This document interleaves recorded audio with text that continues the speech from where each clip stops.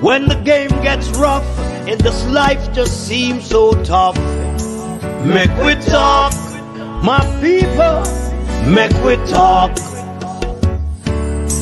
When this town becomes an ugly place, don't let it erase the smile from your face. Make we talk, people, make we talk. Conversation is the key, a guiding light for you and me. Spark a talk and you will see conflict solver A to Z. World leaders master the art of self-defense just by talk. So people, make we talk. Hey, we're living in a world.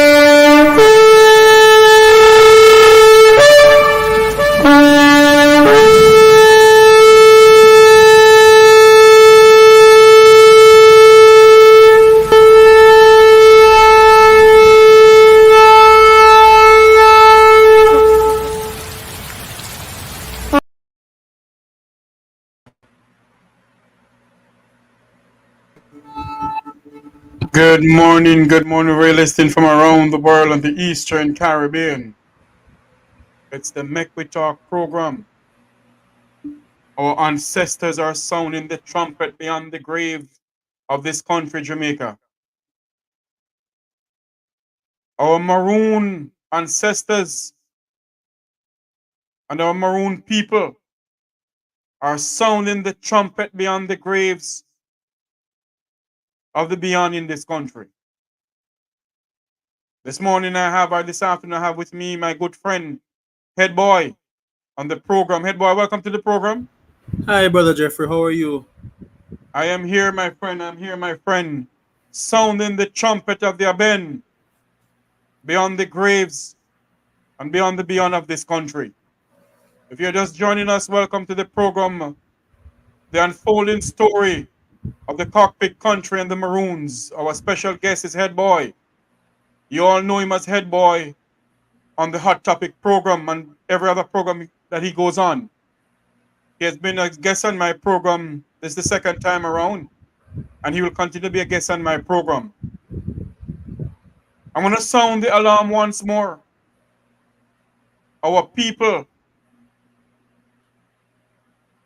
our Jamaican people, and our Maroons. Let's sound the Aben once more.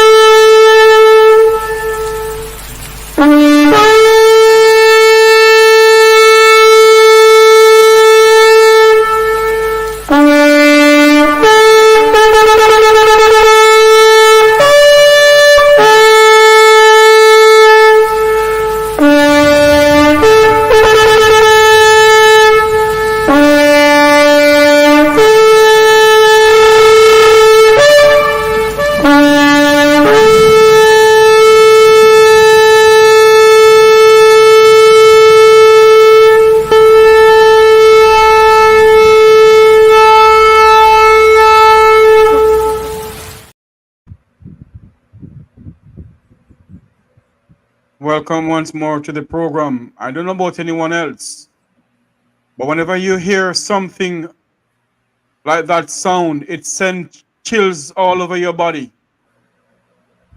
When I say chills all over your body, I mean chills all over your body. Before we start the program, we have some news coming into us that has to do with the Maroons. Let me run the breaking news here. This is Make We Talk breaking news.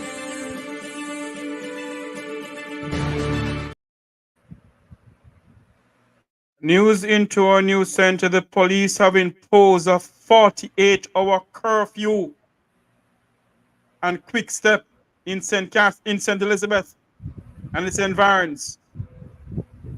The Jamaica Constable Force has imposed a 48-hour curfew in Quickstep, St. Elizabeth, where the incident happened with the Maroons and the Forestry Department and the police. Head boy, come on into the program here. Your views on that before we go any further. Jeffrey, by the way, let me say good evening. Good afternoon, sorry. Good morning to some, and wherever you are, I greet you well. My heart is very heavy, right? And I'll tell you why. I don't know if you know, but I'm a direct descendant of the Maroons. So my heritage is right there on the borders of Accompong. Yes? Between South St. James and Accompong. There is some dispute between Accompong and South St. James over who is real Maroon. But at the end of the day, we are one Maroon. I don't join that nonsense. Yes? Because all the settlement was for those who lived in the Cockpit Country. And from my check, South St. James is still a part of the Cockpit Country, and so is part of St. Elizabeth and Trelawny. Now, I want to set this in context. We have never had an administration that has called let me repeat this. We have never had an administration that has ever called a curfew in so deep in the Maroon territory. You heard what I said, Jeffrey? Go ahead, my friend. I heard you. It has never happened in the history of Jamaica where the Jamaica Constable Force and any administration since 1962 has ever imposed a curfew in the heart of the Maroon country. Go ahead for me. No, with that said, right? I don't want to rush ahead of you, Jeffrey. But no, man, go ahead, man. Okay, insane for me. One of the things that doesn't rest well with me is that I had first-hand chance of listening to the chief last night with our good friend Wayne Lonesome. Yeah. Yes. And he spent at least an hour, 2 hours over there explaining exactly what happened. Yeah. No, I am not afraid to say that what is happening in Accompong town or what is happening with the Maroons right now is a political move by the government. Why do I say that? Right? Why do I say that?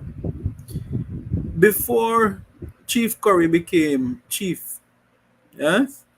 Yes. The government and the Maroons enjoyed a very good relationship because the chief was in fact a JLP activist. Hello? Now they did everything in their power not to allow Chief Currie to become chief. I want people to understand that history. I like to set things in context. So the moment he announced his election as chief, they started to fight him. Now I want people to understand that Currie is not begging any claim to Maroon, to being a Maroon. His uncle, former deputy chief for many years, Melvin Currie, yeah, one of the world's famous drummers, yeah, has been deputy chief for a while. Now, the moment Chief Currie won that election 3 years ago, yeah, they started attacking him. And I tell you what they started, the first thing they did. There was supposed to be an alternative growers program, meaning Yes. the Accompong, your place there in Westmoreland, Orange Hill, Yes. yes, was earmarked as one of the two first villages in Jamaica that they were going to allow people to grow ganja without any license. However, Mm-hmm. the you must in Accompong the situation was different. You must receive authorization from the chief. The the nonsense started when Chief Currie insisted to Hutchinson and his team, that is JC Hutchinson and his team, Right. that he has no problem with the facilitation of it, because in fact that is something that the community has been calling for a long time. However, the council will determine, will be the sole authority as to who will be able to plant, and they will give permission. That was the January 6th, 2020 um, event that was held there in, under Mm-hmm. the tree in honor of Kojo Day. Now, from that time, they have consistently, including J.C. Hutchinson, who is the member of parliament, they have By the consistently. way, hold on for me, head boy. By the way, we must make the people known that J.C. Hutchinson is also the junior minister in the Ministry of Transport and Mining. Particularly mining. Yes. Yes, right. Now, JC lives just a throw stone away from a compound. You hear what I said to you? Mm-hmm. Since he went to the last event there in 2020, the chief has been inviting inviting JC to every single January 6th day he has not attended. Oh. The last incident the chief had with the run-ins they had with the police when they tried to invade Maroon town and so forth, the chief reached Mm-hmm. out to, and this is, I'm verbatim reporting what the chief has said. The chief Yes. reached out to Horace Strong, and he says, any issues you have going forward, let's laze and let's create a dialogue. Now, fast forward to the whole issue.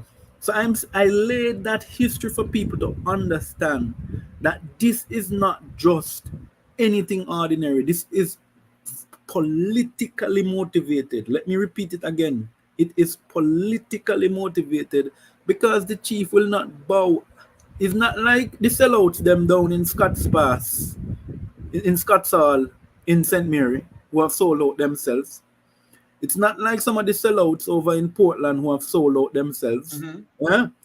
Because the people must understand as well that one of the main reason and the main problem that the government of Jamaica faces with the Maroons is their claim, is the Maroons' right of ownership to the Cockpit Country, and the last remaining deep bauxite deposits left in the country is in the belt of the Cockpit Country.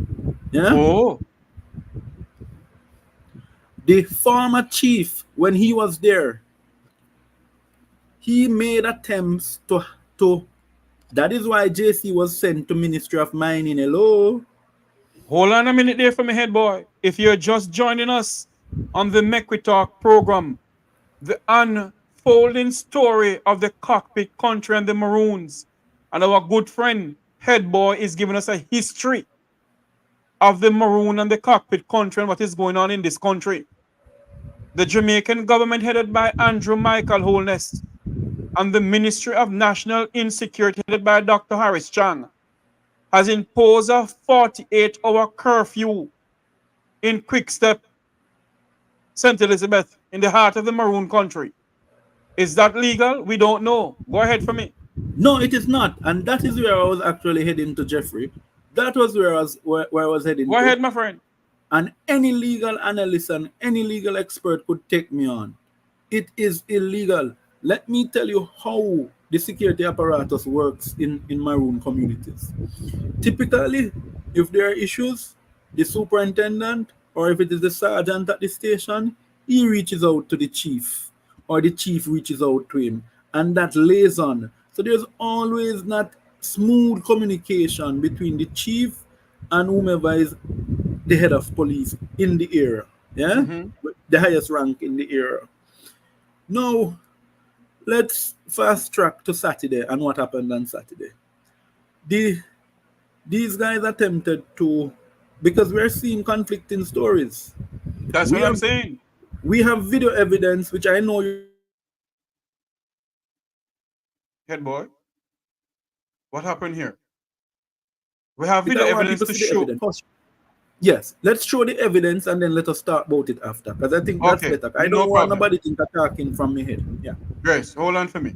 Before we go to anything, the Minister of Security for the Accompong town community is a JCF. I think she's a retired JCF member, you know. Anyway, Yes. let's listen to her. Greetings, everyone. I am Tamika Taylor, Minister of Security for the Sovereign State of Accompong and a member of the Jamaica Constabulary Force who have attained the rank of Detective Sergeant. Let me first of all make it categorically clear that the Accompong Town Maroons of Trelawny Town are not enemies of Jamaica and by extension, not enemies of the Jamaica Constabulary Force. This is consistent with the terms and conditions of the Treaty of Peace and Friendship of 1738, which ended all hostilities. The full Maroon Council of the Sovereign State of Accompong have been regrettably informed by means of social media that our duly elected sovereign chief of a sovereign people have been listed as a person of interest by the Jamaica Constabulary Force.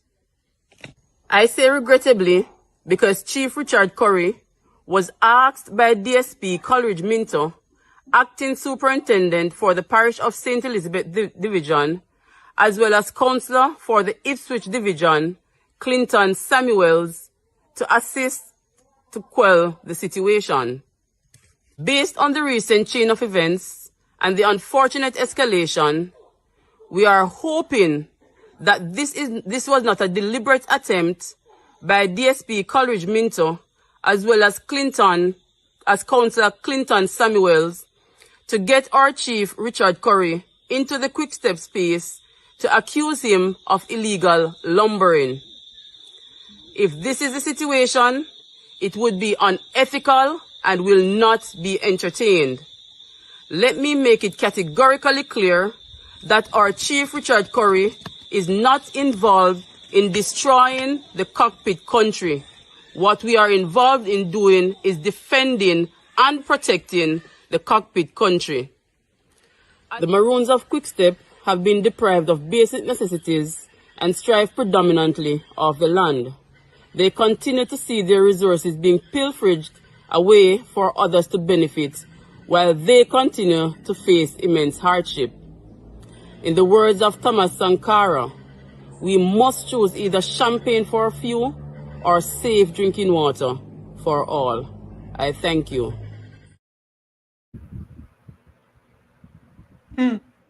I love when she ended, you know.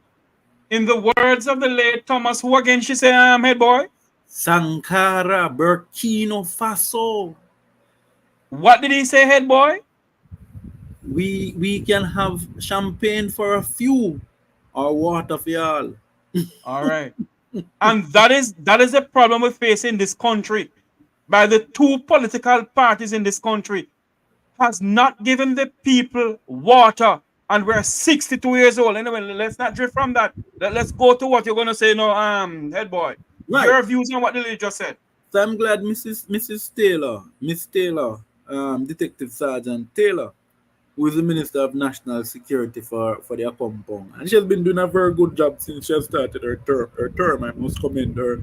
There have been no incidences in Accompong, so we must commend her for her work.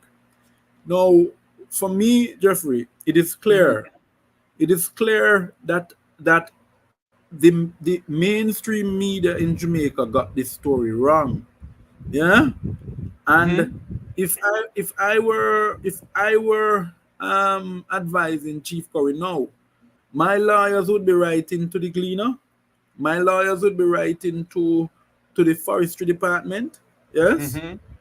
And they must unequivocally, within no later than 24 hours, retract everything that they have said and also publish what would I call this claim now? And also publish an apology. Because the truth be told, it does not make sense. Why would the Maroons be pilfering their own forest, own forest? That makes sense. I know these guys, Jeffrey. They have. Let me tell you something. Them no run joke. You come up there, you try to take nothing out of Accompong, you try to take nothing from. Well, this is really the Quickstep side, which is more to South Trelawny. Yeah. Yes. But you try go in there and you take up nothing and you see what happen. You can't come out there without it. But this is not the first that the Forestry Department has led this sort of thing in there now. If you listen to what the chief has been saying, he says this is not the first, this is not the second. So it's the people apparently have had enough. And I'm saying, when you look throughout the whole thing, if it is that the Forestry Department authorized the moving of the lumber, why weren't they stamped? And who are they taking it to? And that's the thing. When they said, when Chief Currie said, let's not move the lumber, let's go rest it down at the police station at a neutral ground, or rest it here in Quickstep, we'll protect it. And when enough come back, then we can work out what we do. That's what he suggested to them. You know what they did? They moved the Hold on lumber for me. to. Hold on for me, head boy. We're gonna play some more videos and audios, and we're gonna comment in it. We're gonna comment on it and go back to what Chief Currie said. Hold on for me, please. Exactly. Let's play Chief Currie. I don't want anybody to think that head boy and Jeffrey Tavares come over here with some misleading information. No, let the videos speak for themselves. And let the audience speak for themselves. Listen to what the Forestry Department said. Because when I first heard this, let me be honest and truthful with everybody on this platform. When I first heard about this, I listened to Chief Currie, then I listened to what the Forestry Department is saying, and I said something not up here. Something not adding up. I called my good friend Wilfred Rattigan this morning and I said the same thing to him. Something not adding up. Then I called head boy and said, head boy, what the hell is really going on? I want you all to listen to what the news said that the Forestry Department is saying. Listen to this, please. Forestry Department says its team disrupted an illegal lock. In a statement on Sunday, the Forestry Department says its team disrupted an illegal logging operation last Friday. The department says its members were impeded by residents and illegal loggers in conducting their lawful duties. It says on Thursday, July 25, forest rangers from the agency identified an extensive illegal timber harvesting operation in Lewis Patent in the Cockpit Country Forest Reserve. Upon receiving this report, the agency says it dispatched a team on Friday, July 26, to seize the illegal harvested timber. The team arrived consisting of 2 agency vehicles and 7 staff members. The agency says the team discovered significant illegal harvesting activities, including the cutting and conversion of several Jamaican mahogany trees into lumber. According to the Forestry Department, more than 500 pieces of lumber were located at multiple points along trails within the reserve. Senior Director of Forest Enforcement Services Tanika Stewart says the team began retrieving the lumber. After completing that activity and they were heading out of the area, they realized that a number of blockades were established, and as such, they started to clear what they could. However, as they got further along, they realized that they needed additional support. So again, they reached out to persons at the head office. Secondary team was then sent from the head office to offer support to the officers who were there. The secondary team got to the Quickstep area at about 10 o'clock, and they were later, shortly thereafter, met by additional JCF members who were contacted at around the same time when the secondary team was dispatched from the head office to offer assistance. Ms. Stewart says she was part of this second team. As we proceeded, after a while, we realized that it was impossible to clear all those blockades at that time and without additional resources. So we started to proceed on foot to get to where the officers were. As we went along the trail, persons started throwing stones from in the hills, such we had to retreat and then await further assistance. This assistance by means of the JDF got to us at about 5:30 in the morning. This was now Saturday morning, the 27th. Ms. Stewart notes that she has never witnessed such hostility before in her line of work. To this extent, no. We have encountered hostility before in executing our duties, but to this extent, this was my first experience. CEO of the Forestry Department, Ainsley Henry, says agency officials and equipment were eventually moved to safety. Despite attempts to impede the agency in the lawful conduct of its duties by more than 200 community members and the illegal loggers, which resulted in 7 staff being stranded overnight in the Forest Reserve, the combined efforts of the Jamaica Constabulary Force, the Jamaica Defense Force, and the Jamaica Fire Brigade retrieved all state officers and equipment unharmed, and they were able to depart the area around 5:30 p.m. on Saturday, July 27, 2024. Though the convoy was once again impeded in Quickstep Square by Chief Currie and community residents who attempted to illegally claim the seized lumber and obstruct the police, superintendent on site successfully ensured the safe departure of the Forestry Department personnel and the evidence. Until now, we the Jamaican people do not hear why is the Forestry Department cutting down the mahogany trees. Isn't the mahogany trees a national treasure, head boy? It is protected. It is in fact that is why. And you know, people must stop lying. And let me tell you, Jeffrey, I'm going to be freaking blunt today because I'm really freaking Go tired ahead, man. I'm really freaking tired of the lying and the obfuscation. You know, let's be real. Let's be real. You think, say, the Forestry Department is saying over 500 pieces of mahogany wood. You know, you think mahogany light? They're heavy wood. They're heavy wood. I've seen videos where in the truck, and we're going to get there, so let me not jump it. But yes, the issue is, if it is that the Forestry Department has seized this, I can bring up the Forestry Act that I have right in front of me right now. Please read it, man, and share my. Let's share thing, make sure everybody see it. Let's share a screen. I'm going to show you who is lying. Let me bring it up now. You're just joining us on the Make We Talk program. The topic for today, the unfolding story of the Cockpit Country and the Maroons. The Quickstep in St. Elizabeth is under 48-hour curfew by the Jamaica Constabulary Force. Is the Jamaican government infringing on the fundamental sovereignty of the Maroons? Let us wait and see. Let's see what's going on here. All right. The numbers. Go ahead. There we are, Jeffrey. Hold on for me. Mm-hmm. There we go now. Can you see? Yeah, man. Just give me a few minutes. There it is. All right.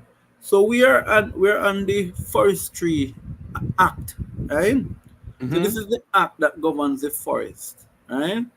And this is section. Hold on. Let me make sure that I read correctly for our listeners here, my friend.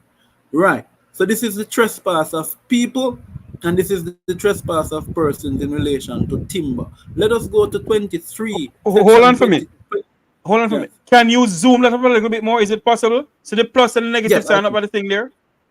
I can. Uh-huh. Is it much better now?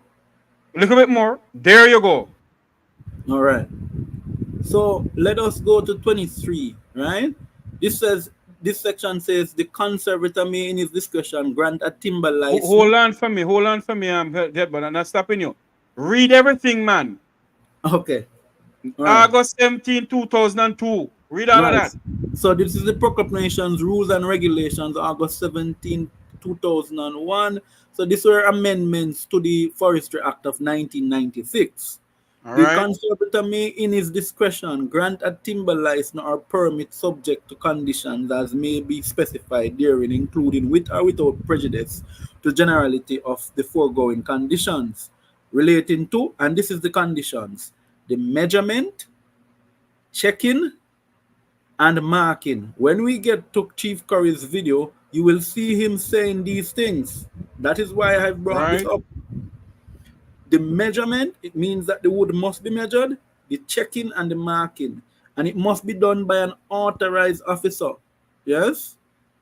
The payment of a security deposit, the payment by the holder of a license, and it goes on, an approved login plan, and so forth. Now, we can close this now. Why am I saying this? Why am I pointing to the Forestry Act? If this was in place, what the goodly chief was doing or saying was simple. The chief was saying that this is the prescribed rule, right? Because the Maroons, there was always an arrangement with the Maroons that if people were coming to log, if the Forestry Department was coming to log, they would stamp and the Forestry Department would stamp. So it would match what they have. And one of the reasons why they do that, head boy, go ahead. The main reasons for it is to ensure that people were authorized for logging. This is what the regulation speaks to. However, we should not be having this discussion because there is no permission for logging in a protected forestry area, right? You can't log in there. Go ahead, continue talking. You can clear shrubs. You can clear pathway. As a matter of fact, if you live near a forest, like persons who live in Clarendon in an area called Morgan's Forest, right? If you live close to a forest, you can't even do anything on the road. You can't even do any adjustments to the road. It is the Forestry Department which takes full control of this. So it is clear to me that something is not adding up, and we need to get a sense, a straight explanation as to why the stories are conflicting. Because you cannot say somewhere is a protected area, but you are the same one going down there to go cut it down. That makes sense? All right, head boy. How long you have with me on the program, head boy? I am here. I'm here with you, my brother. Right. You know, you call there is a lady online right now who's from the Accompong community. And she wants to speak to us. Bring her in. Hold on a minute for me. Call up, go ahead. Thank you for taking me on. Hold on for me, darling. Hold on for me. When you have good sitting going on, the devil decides you want to come in. Or you hold on a minute for me. Go ahead again for me. Try now. Everything that. Hold on there. Let me try something else. Hold on there for me, darling. Hold on. The devil is alive and the pit of hell. Hold on a minute for me. Take your time, we have all day. Because if they think that if it takes me next 10 years to talk about this, we'll not stop it. Go ahead for me now, caller. Yeah, I was saying everything Ed Boy says is correct. But it goes a little further. Yes. Former Colonel Ferran was and still is a member of the Jamaica Labour Party in hierarchy. Further to that, it took us almost 2 years after the election was due for one to be held. It took the intervention of the then public defender, the public defender, yes, in the form of Donna Parchment. Yes. I think I have her title wrong, but it's Donna Parchment. Yes, Donna Parchment Brown, you're correct. The electoral office that was dragging their feet. What you have in the background here, my dear? Hold on for me. What you have in the background? I can hardly hear you. Please do. Is it better now? Much better. Go ahead, Negril. Point and more. Okay. Go ahead. I'm saying that the former Colonel Ferran Williams. Yes, ma'am. Is and was at the time a member of the Jamaica Labour Party in hierarchy. Jesse Hutchinson intervened negatively with hostility towards the community, depriving us of roads. Bearing in mind, too, that the Maroons vote in general and local elections. Hold on there for me now, man. Hold on there for me. The Maroons vote in the Jamaican general election and local government election. That's what you're saying? That's right. Okay, ma'am. We also pay taxes. Oh. Not only GCT, but there are certain markations that we have to pay taxes on. As it pertains to Chief Currie, he brings to the table a level of decency. Yes, ma'am. Chief Currie is not aligned to any political party.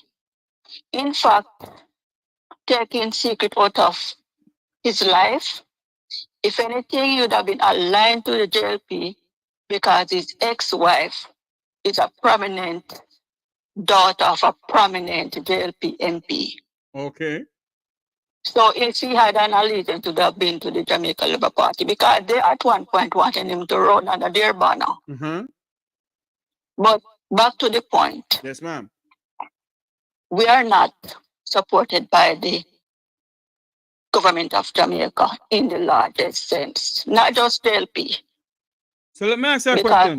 Hold on for a minute. Yes, let's go back to some history here.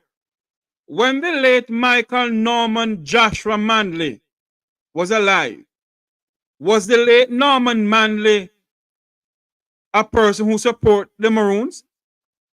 More than anything else. When the late that also we got road and light through Michael Manley. All right, let me ask that question again. This is another question.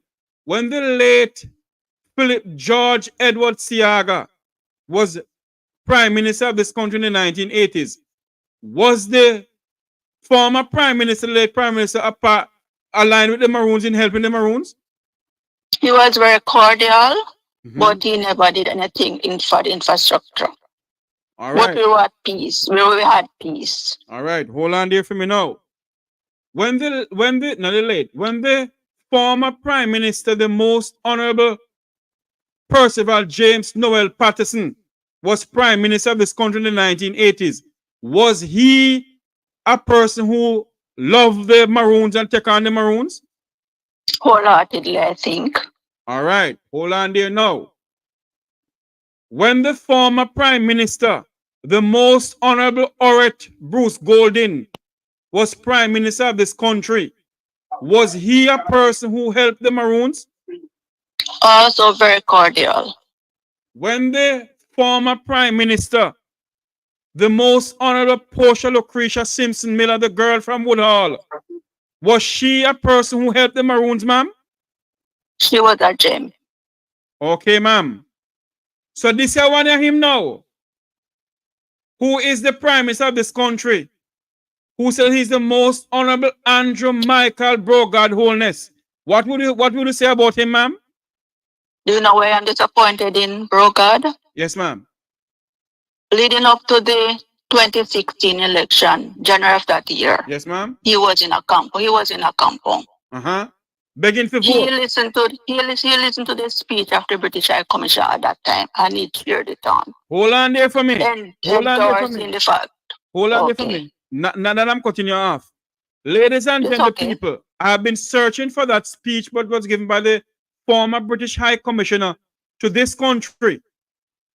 As what the lady said, One the second, Prime Minister was in opposition then. I'm going to get it for you. So continue. Please get it for me and send it to me. Yeah. The Prime Minister who was in opposition then, the most honorable Andrew Michael Brogard Holness, was in Accompong town when that speech was given, and he was clapping like anything. Isn't that true, ma'am? Of course. He was there.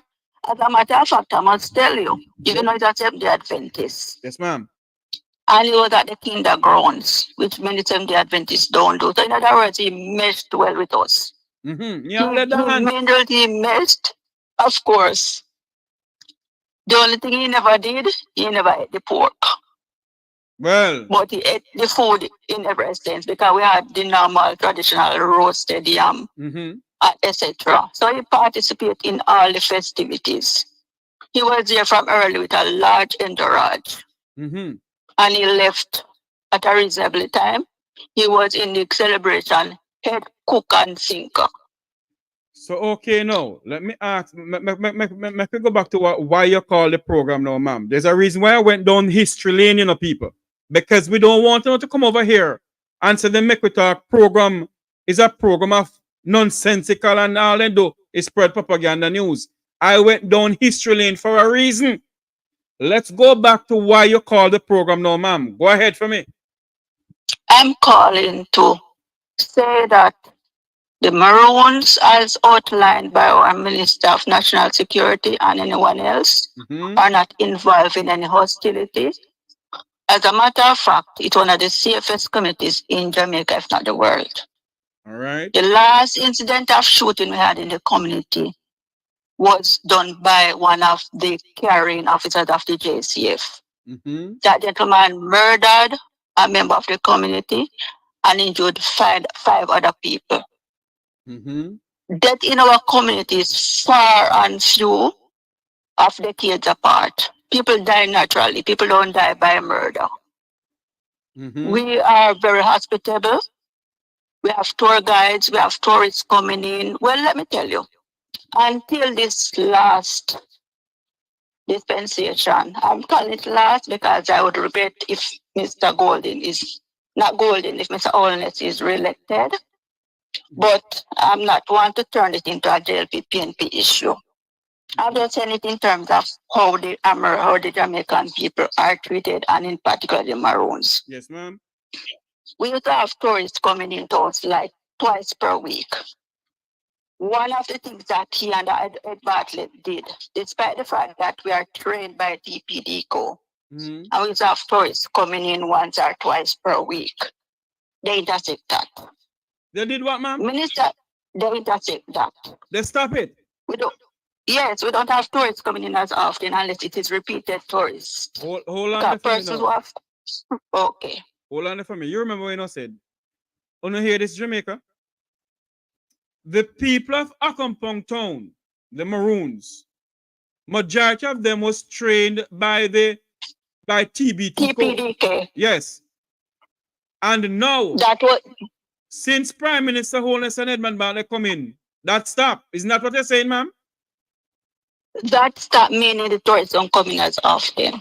Go ahead for me, ma'am. The ones who come are repeated tourists because they would have come before and recommend other persons or they come themselves again. But under PSM, Portia Simpson Miller, where that training was offered, and Lisa Anna was part of the ministry in terms of culture at the time, you have tourists coming in very regularly. Even though it wasn't a political issue, but I'm just using the era to suggest to make the argument. Yes, ma'am. I'm just using the era to make the argument. Yes, ma'am. And even with the change of government, as in Bruce Golden, we still had peace. I don't know where this broadcast come from, but he's really causing us problems. First thing, we had a water project that was, in fact, coming to a donor agency. You will recall one of his speeches where he said, not 1 inch of the territory of Jamaica, not 1 cent from donor fund in our Georgia will go to the community of Accompong. Hold on there for me. Let me tell you. Hold on, remember when I said, head boy, please find that for me. Where the Prime Minister said not 1 inch of XQL because the people of Accompong town. I remember him saying that. Go ahead for me, ma'am. I remember him saying it. I'm looking for it. The donor fund that he intercepted, you know, was negotiated by the Maroon community. That would have taken care of the water supply, bearing in mind, you know, that the Cockpit region has natural resources of water. That could have supplied the entire Jamaica, if not the western end, the entire Jamaica. He intercepted that. Under PJ Patterson, we had water piped into the community. They cut off the water from us from an area called Cedar Spring, which is an adjacent community. We don't have lights follow since burial, but it goes beyond burial because light poles that were erected from 70s. We have been complaining to JPS, Minister of Utilities, before Darrell Valls, to say the light poles are rotted. They need to be changed because the land has eroded, the soil has eroded, and we could identify the very problem, the very poles that are down right now, because we saw it coming. So we have systems in place and we are properly guided and led by Chief Currie. Mark you, I'm not in favor of everything that he does. Yes, ma'am. But I'm just speaking sincerely as it pertains to this particular issue. Yes, ma'am. And to give a background of the whole thing. What this Prime Minister don't like, is persons who are strong and educated. Who stand up against him? Because him believes that him is a bull duppy and duppy conqueror. Or him believes... What he doesn't like is persons who are independent of him. Because except for the national infrastructure, because like every country that has indigenous peoples, we are supported by the government with technical support. We're not asking for a favor. It is by convention. In the United States of America, where they have indigenous people, the Homeland Security Secretary is from an indigenous community. We know that. Yes, true. So we're not fools. We are not ignorant, we're not arrogant, or we're not troublemakers. We are used to carrying water on our heads. Yes, ma'am. We have water harvesting. We are independent. Minor roads are fixed by us. We have people who still do the bushing. So we don't wait on Georgia in the full sense. So all we are saying, allow us to live in peace. Hold on there for me now, ma'am. So the member of parliament for that area of such that's supposed to do the roads of over 40 years. Yes. Is J.C. Hutchinson. That's correct. And in bit of over 40 live long years. That's correct.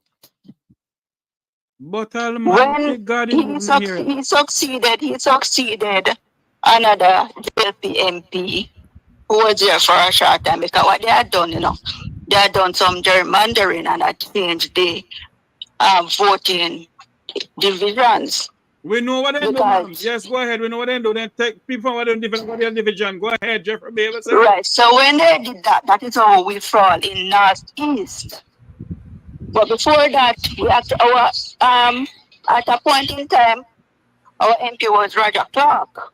Yes, God rest his soul. Because he had succeeded C.V. Pagan. Right. Yes. And then now, after Jesse got there through the demarcation and the divisional boundary changes, so we got him. Bear in mind, that gentleman was chased out of the Lackover division because he's workless. So because they want to keep him because he's a loyalist, they went through the strong areas, JLP areas, and cut a division to suit them. I am not into the JLP PNP politics because, as far as I'm concerned, though I have an allegiance to my first committee of Accompong, we do vote in general and local election. I said that before. Yes, ma'am. But we are not die-hearted people. Chief Currie himself has never voted in any elections. Hold on for me, ma'am. Hold on for me, please. What are you saying, head boy? Right. I found the article. Hold on for me, lady. Hold on for me, ma'am. I can try and make it listen to what head boy is saying. Hold on for me, head boy. I can take off this phone something here because it's not something stopping the phone from hold on there for me, please. Hold on for me. I have to bear with me, I'm a bit. All right. Wait for me, ma'am. Chief Currie himself Hold on there for me, ma'am. Lordy gone again. Voters list, local voter list. Mm-hmm. As far as I'm concerned, I don't think he's on the Jamaican voters list up to now. Mm-hmm. I'm just saying this to say that he's non-political. That's all I'm trying to say. Yes. Yeah. All right. His own allegiance is to the people for Accompong. Okay, ma'am. I want you to listen to what Head Boy is gonna say. Head Boy, go ahead. Okay, I'm gonna share it so the audience can consider. Yes. See, 1 second. Hold on for me, my dear. Don't move. Hold on. The caller has been absolutely right in every single thing that she has said. Yes. If you're just joining us, this is the Make We Talk program, the unfolding story of the Cockpit Country and the people of Accompong Town, the Maroons. Here we go. Hold on for me, ma'am. Hello? Caller? Caller? I'm still with you, sir. Okay, hold on for a minute. Wait. They don't have any background noise. Hold on for me. Go ahead now. Go ahead now for me, Head Boy. Right. You seen the article, Jeffrey? Yes. Pretty as ever. Same big nose. Jeffrey Beaver having big face. He knows a lot, you know. Anyway, go ahead for me, Head Boy. Read it for me. He says this. He says Jamaica is a unitary sovereign state. There is no other. Why is these things coming at this? There is no other state. Sorry, not 1 inch of Jamaica will come under any sovereign authority. The Prime Minister told the journalists and a virtual press conference via Zoom. Hold on for me, Head Boy. Read from the top. Oh Lord, what happened here, sir? Appear X me this, you know. It went. Why is it going on X? Yeah, I don't know. It went on Twitter. It went on Twitter. It's back now. It's back. Okay, there you go. Read from where the Prime Minister Andrew Holness on Sundays. Yeah. Read from that part. Go down. Lashed. Okay, so Prime Minister Holness on Sunday lashed the current leadership of Accompong Maroon community, asserting there's no other sovereign authority on the island than the government of Jamaica. And I quote, Jamaica is a unitary sovereign state. There's no other sovereign authority in Jamaica other than the government of Jamaica. I want to be absolutely clear. None and any under my leadership, not 1 inch of Jamaica will. Lord, Head Boy going in and out. Head Boy, you there? Will come under any other sovereign authority. The Prime Minister told the journalists covering the press conference. Head Boy, you there with us? It's going in and out. Head Boy, I'm not hearing you now. Oh Lord. He's disconnected, you know. I don't know. If I may, Mr. Jeffries. Go ahead, ma'am. Also, too, in that very excerpt, so when a journalist asked him a question, he also gesticulated with a frown by saying, "Are you crazy? Are you crazy? Not 1 inch.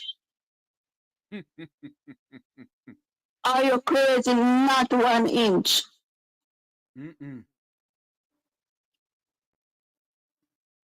But you know what really peeved me right now? You see that community? It's largely JP, you know? It's largely JP. Oh. Okay. It's largely JP. Hold on for me, ma'am. Head Boy is back. Head Boy? Head Boy? Yeah, I've been having internet connections, right? But what I can say quickly, because I want to finish this so that the caller can state what she was saying. Right, if you look, this was the point that I wanted to. No, why am I there? No, go ahead, man. Forget about that. Go ahead. Right. So he's saying that there's a $958 million project to conserve biodiversity and reduce land degradation in the cockpit country has been put on hold and could be scrapped based That's on the the money he demands of took. Currie. That's the money the Georgia took. Yes, that's this what the caller is referring to. So there we have it. And he We says prepared a for approval, proposal Currie to the became donor the youngest agency, you know. person to become. It was the money that dropped from the sky. We prepared a proposal to them. Hold on for me. They sent their Hold on for me, caller. What you're saying to me and Headboy and the listeners who are listening to us and watching us from around the world in the Eastern Caribbean, that you, the people of Accompong Town, wrote that proposal. wrote a proposal to donor agencies, and the donor agencies decided to Yes, we did. Go ahead. And the DOJ led by Andrew Owens intercept that fund. Intercept that fund. Because what we were trying to do, you know, because we don't have potable water. Because that it was there before, under J.C. Hutchinson, they disconnected the pipes to the community. So we decided, as we are innovative and are self-reliant, but we are not able to manage in every respect. From that community, we have engineers, we have everybody. Right now, I wouldn't want to say yet who are the lawyers representing us, because you'll hear in due course. Yes, ma'am. Don't talk anything yet. We'll hear in due course. And that is why Chief could say it's not over, because we know that we have strong footing. Let me go further by revealing my identity. Caller, 1 second. I am the daughter of a former chief. Hold on for me. You were saying something, Headboy? Go ahead, Headboy. Right. I am saying what is, because this is the position. I think that remember that the United States government, right, under the auspices of I think it's the State Department, just recognized the Accompong Maroons, right? All right. Hold on for me, Headboy. Indigenous group. Hold on for me, Headboy. I was told that the chief is supposed to go to Washington sometime next week to have some meeting with I don't know if it's the State Department or who, but he's have some meeting going on. My wrong set of people. My suggestion is that the wrong set of people. We will not be violent. We cannot be violent because it's not our nature. But we have strong historical backing. We have the treaty. We have the treaty to our guide. You are saying that we're not who, ma'am? We're not the yes. I'm sorry, I didn't get that. You're saying that you're the daughter of who? As a former chief. Okay, go ahead. My father, man, A-M-A-N-N, Mano, he had taken the government of Jamaica in the 60s to court because we had a similar problem with Buster. It was a little milder, but when they were doing the demarcation of the boundaries, he challenged it. It went to the court as far as to the Privy Council. It was not picked up thereafter. Because it is from them successive government, because successive colonels have been given like lackeys, you know. It is from them. So when it went to the UK Privy Council, I am not remembering now, maybe because I had brushed it aside, what the verdict was, but I think it was referred back to our local court. Then that was when sanctions are warming up to us. And I think people had felt like, okay, since we're not really getting into Jamaican government politics, and we're getting our satisfaction because all we wanted was peace. Yes. We did not press it. So it is not abnormal for a JLP government to be hostile against us, but it is the worst. So you're saying to me and our listeners and the Jamaican people who are listening in the Jamaican diaspora that this is not the first the Jamaica Labour Party administration has done this before. It has done it under Bustamante, and now this one. Yes, that was when we went to court. Bangarang, Jesus help us. Yes. But what I find, Mr. Owners is trying to find his identity. Oh.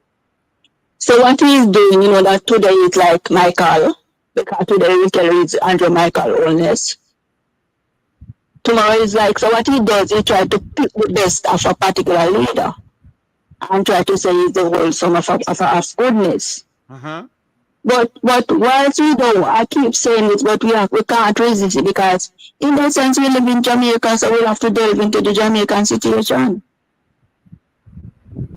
But in terms of our diehardness, we are not dieharded to no government at all. So let me ask a question now, ma'am. It was said to us today that there's a 48-hour curfew imposed on the Quickstep area, whatever area it is, in St. Elizabeth. That is correct. By the Jamaican government. Is that legal, ma'am? That is. I don't think so, but we'll obey because, as we said, we don't have guns. We don't want to be pepper sprayed. So we'll stay within our territory. We don't need anything in Santa Cruz environment. We have things at home. We want electricity, but we have so many of us have standby generators. We are surviving. We don't need to disobey the curfew. We don't need to do that. But I am asking Jamaica and the world to understand we are not terrorists, we are not arrogant, we are not mischievous, we are everything that is better than that they're describing us to be. When I was growing up as a child, you know, I was told that Maroons have tail. So in other words, every generation brings in a description of the Maroons until they get to know them. But why I'm so disturbed is the kind of hostility at this current time. It is totally unnecessary and unprovoked. Imagine, Chief was at a funeral on Saturday when he was called to the area. He didn't go there because uninvited. Minto called him and he went. Having gone there now to help them to control the situation. You are now told that he's a person of interest. Interest for what? I see where the observer is saying that he's no longer a person of interest. That's what I've been said in the first place. That's when and then now to go to and put out an advisory and to say need to report by 10 a.m. as if he's a common criminal. Why don't they ask the illicit six to declare themselves? Good question. Ask it again. Ask it again. Caller, ask the question again for me, ma'am. I promise myself not to go there. But I'm saying, why don't they ask the illicit six to declare themselves? No, let me tell you something. Not one of us is under gag order. Chief does not bribe any of us. Not one of us. So we are not gag ordered, and I can call you and I can speak or I can text. I follow your channel, and I will voice my opinion orally or verbally. This is the first time you're hearing my voice, but I have always commented when I see something sensible to comment on. Yes, ma'am. But Carla, I'm saying that I'm hoping that Georgia will let good sense prevail. Yes, ma'am. And I know that my chief, my committee of Accompong, were in the right on this one. And I'm asking Jamaica to trust us and to believe and to support us. That's all I'm asking. Before you go, ma'am, head boy, I want to ask you a question. Go ahead, head boy. Right. I wanted to get what was the sense of the mood in the community, because are people fearful? What's their mood like? Because I'm certain that you have nobody in that community is used to seeing so much police and soldier at one given time. Yeah. Well, they are not directly in Accompong yet, you know, but we know they will come there. But in terms of the ulterior areas, as in Quickstep itself, people are really confused. Because let's understand what we are faced with. No electricity in the area. And you have soldiers going. We don't even know if they're really, if all our soldiers, we don't know who is who. Because you have bad men going on in camouflage as well. So I'm just saying to my community, I'm going to stay indoors because we don't want them to come in there and fire shot and say I want to upset them because they're already painted as a bad community. So I'm saying stay indoors, obey the curfew orders, and don't let Georgia and the owners say people go in there and fight with them. That's why they shoot them because they're going there in there to kill. Yeah. So yeah, that kind of a concern. All right. Because the first thing he has done, you know, him start branding us as being vicious. By at one point, and I heard that he had referred to the chief as a Taliban. He did that. And he referred to us as forces that are guerrilla type people. The gorilla type. So he has already painted a bad picture. So I'm saying to my people, to my fellow community people, want to stay indoors. Want to stay indoors. Okay, ma'am. And those of us who have access to internet, keep your phone charged and record as much as you can so that when the time comes, you can expose them for who they are. Yes. Absolutely. Absolutely. Absolutely. Thank you very much for calling in, my dear. Thank you so much, ma'am. You're welcome. Thanks. Thank you so much. The question I want to ask Mr. Holness and the Parliament and the Senate of Jamaica. You all are spending how much thousands of dollars for curfew. And the people of Accompong Town and Quickstep no light no water. Is what going on in this country? You know, like when somebody say wrong priorities, yeah. But Jeffrey, you know, I listened to the caller a while ago, and she gave us such extensive information. Yes. That I tell you, I don't think there's much I can say now, because she has she has set the whole thing in context. Indeed. Right? And I want the international community that is looking on, right, to realize. Hold on for me, head boy. I have a next call coming in. As we Lord, Take hold on. Take the calls. We don't mind. Take them. Good afternoon.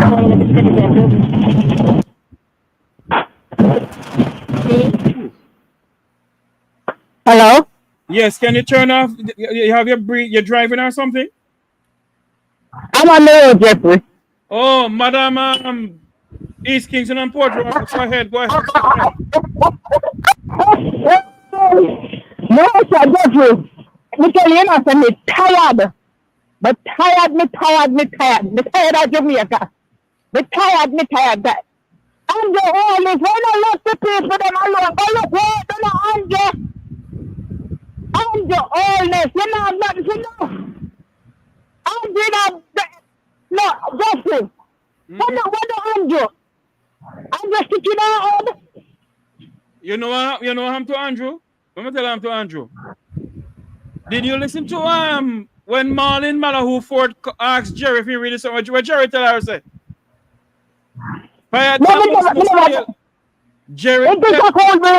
Jerry tell the ministers of fire there must in a thing a cool breeze. Jesus Christ, everywhere you turn Andrew, dig up Aunt Smith. So when they answer start biting on your back foot, no complaining, you know. Because you walk off the work people too much. Andrew, you walk off the and take the people their money, right? You know, nothing to give them to their money because when you tell them, say, they are going to get to their money, you don't. That's it. And the people, them, I look to you to give them when you say you forgive them. I walk when I make trouble. And you don't mash up Jamaica. Jamaica, the land of water. You know, when a handle the water, the hood is on pan now. When is the other pan? And Jamaica ask you a question, though. I'm the only Prime Minister of Jamaica. Right? Jamaica, the land of food and water. No water, no baby. You turn pan the hood now. What next? What next? Jesus Christ, me tired of Andrew, me tired of Andrew and him followers there. Andrew, they let it 6 + 2 make 8. Walk to them. You have bigger fish to fry. But I did fish now. I let the little spot them. You turn on the people them. They are mash up. We water shit. You know, Andrew, what is Andrew? What next? Almighty Maker. Thank you. Jerry, you from the money. Thank you very much, East Union Porter. I have an next call coming in. Thank you for calling in. You from the money, Jerry. Me, we talk off here. What is wrong with you? All right, sir. All right. Okay. Andrew, let people and let people live in peace, Andrew. You're haunted, you're tormented. Don't be the fire. All right, East Kingston. We'll talk. Good afternoon. Welcome to the Mekwitwa program. Hello. Oh, Lord. It seems the chef dropped into a pothole. Hello, caller. Head boy, we have lost that caller. Go ahead, head boy. Yes, my friend. So I am saying that the caller from St. Elizabeth there gave us such information that we but Jeffrey, I want people to know. And Hold on, hold your point there, head boy. The call coming in. Hold the point. Good afternoon, caller. Welcome to the Mekwitwa program. Good afternoon, brother Jeffrey. Good afternoon. When you ask, head boy say, if the curfew of the them things, the badness see what they might down there. There's only reason why they can call a curfew. Good question. They might cover them tracks. Good question. You know. All right. Good question. Thank you. Question. All right, you're welcome. Head boy, what is your views on that? No, he's absolutely right. There's no and let me tell you something. I am not somebody to call for civil disobedience. Yes? Mm-hmm. But as advocated by the great renowned educator in the United States, David Henry Thoreau, right? Yes. That there comes a time when ordinary individuals and people have to stand up to the state. Yes? Mm-hmm. Cost it what it may. Because it is quite ironic that you're calling, you don't need a curfew to go in to go search for so-called bad man on the claim there. Huh? So if it is that there are criminal elements in the community, you don't need to call a curfew. You go in there and go look for them. But hold on there. The reason why they call the curfew head boy is it because of any gangmanism? No, it's wood. So you ever hear that? You ever hear that in the entire life? Where a government called curfew because somebody did thief lumber? Let me help you. And I said something to you privately, and you know I know how to talk in codes. Go ahead, man. I asked who for which major financier of the Jamaica Labour Party in St. Elizabeth got his property damaged down there. In Treasure Beach. Call the name Treasure Beach. And I leave it there. Who for property damage? And I'm sorry we didn't ask the caller early on. Over the couple of months that the lumber has been taken out, where has it been going? Because there are persons within Accompong who can tell you where it has been going. Hold on for me now. I want somebody in a Treasure Beach or Accompong town who know where the lumbers are going in Treasure Beach. Take a picture and send it on giveaway. Be careful not taking the picture though. But take a picture and send it on giveaway because the lumber from the Cockpit Country is going into Treasure Beach. One of the Jamaica Labour Party donors. Jeffrey, behave yourself. This man have another call coming in. Hold on there. Jeffrey. Good afternoon, caller. Welcome to the program. Good afternoon, Mr. Jeffrey. Yes, ma'am. Happy to hear Ed Boy's voice, and I must say hello to the listeners there also. Yes, ma'am. Thank you very much. Boy, I am tired of that intruder. With the Accompong town thing there, the Maroon. Yes. I'm tired. What an intruder that we're wrong with that man there. Jesus Christ. No, it is too much. He is a disappointment to human being. Yes, very much. We're tired of it, sir. We're tired. Yes, ma'am. We just have to holler for Jesus Christ, fix it. Jesus never fix it, fix it on yourself. Yes, we have to fix it. Jesus never fix it on you. Hold on for me now, ma'am. Yes. Hold on for me. You hold on for me now. Every day on the talk about Jesus fix and Jesus fix. Jesus given you know how to fix it. You must fix it on yourself. The people of Sri Lanka, listen to me, ma'am. Hold on, ma'am. The people of Sri Lanka is fixing their problem. The people of Kenya is fixing their problem. The people of Lithuania is fixing their problem. And I will go on and on. A time for we fix one problem. So true, and if we do not fix it, it's going to be dark there and light will never shine there again. We have to fix it. We have to fix it. We no sit down and believe that hold on for me, ma'am. We no sit down and believe that Wilfred Rattigan, Llewellyn Loan, some man Jeffrey Tavares and others can't stand up for and fix Jamaica problem. We must fix no one problem. Get up and fix no problem. No, I don't believe that.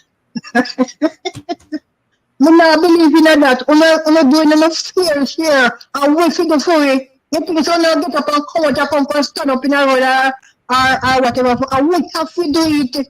If we do not do it, we are going to face the thing later. And it's going to worse and the storm will come. Everybody are ball out and have this and have that. Hello. If they ever making get when it worse and the storm, probably down here. And whoever take a film, they will go in and hit to come out dash them one side. One thing I can tell the people of this country, the soul of Jamaica's democracy relies on the people of this country.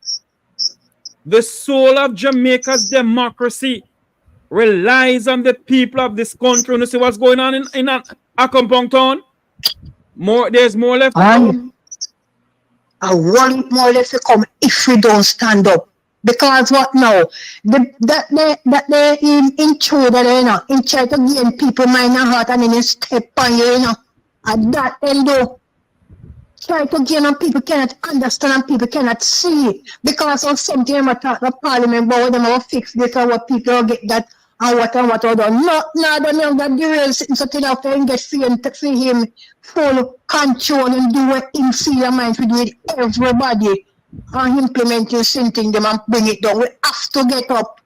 We have to get up because if we do not get up, the whole of down your mash up. Oh. All right, ma'am. Thank you very much for calling in. Yes, and thank you too. All the best. I to this now again on Edboy. Good. Okay, take care, my friend. Take care. Good afternoon. Welcome to the Meko Talk. Hello. Live. Yes, good afternoon. You know why a lot of these things are happening in Accompong? Yes, ma'am. All the Maroon communities are not together. If they were joining hands and heart together to fight against the injustice given out to them, then it wouldn't be happening. You can't, if Portland was in agreement with down there and wherever the Maroon communities are, they were joining themselves together as one force fighting against what is happening to one group, then they would be well united and they will be on their way. That's all I have to say, Jeffrey. Thank you so much, ma'am. Yeah. And she's correct, you know, you're the headboard. Jeffrey, I agree with the caller, but let me explain something to the caller, right? There is no need for no unification amongst Trelawny Town Maroons and the Maroons in Portland or in St. Mary. And let me tell you why there's no need for it. There is a legislation, there is a treaty which was signed, which is sufficient, which gives the Accompong Maroons or Trelawny Town Maroons, if you want to call it, their right to operate in that space, in that cockpit space. Remember, we're dealing with an anomaly. We have never had an administration that has attacked the indigenous community like this administration has done. Never. A matter of fact, let me give to you something that a lot of people did not know. I am going to find a presentation from Mark Golin. Go ahead. Yes? Who he gave his presentation to the Nanny Town Maroons, yes, in 2014, right? Indicating that there were some serious steps that he was going to bring, some serious legislation which would give them their enshrined rights. Yeah. And that is where the discussion need to go. Do we now need to ensure that in this discussion of constitutional reform, why has the government left out the Maroon community in a part of in discussion around the constitutional reform? Do we because remember, we have to include them in the constitutional reform because there is a treaty which was signed in 1738, yes, which gives them the rights to claims to all of the lands in the cockpit. We nobody is disputing that, but there has to be a mechanism now that protects the rights of these indigenous people. For example, in the US, you have the Navajo, yes, you have the different reserves, especially down in Nevada, along that Yes. area, Nevada, Arizona, yes, right? I have been even in discussion with some in Canada, the Nassatopi, the Tin Nation, right? Mm-hmm. A lot of these groups, they're actually receiving grants from their governments to set up and run. Same thing happening in Canada, yeah. One For the moment for me, head boy. One right. moment. We're going to say, I have a call coming in. Good afternoon, caller. Welcome to the Mekutar program. We're live. Good afternoon, Mr. Jeffrey, and to team, and to Head boy, head team boy, Division. head boy. Hey boy, that's it. Oh God, mom. Mr. Jeffrey, Mama it's Winnie, not is just that Mama Winnie the, there? the Yes, mahogany Mama wood, you Winnie, know. same way, man. Mama Winnie. Okay. Yeah, it's not just the mahogany wood. It's something in the ground that the Chinese detect that in the ground that why always want it. It's nothing to do with the mahogany wood. Yes, the mahogany wood is expensive, but it's not the wood. It's the mineral that in the ground. It's the mineral Andrew want. Andrew sold out that, you know, and the people don't realize there's going to be a war up there before the end of the year.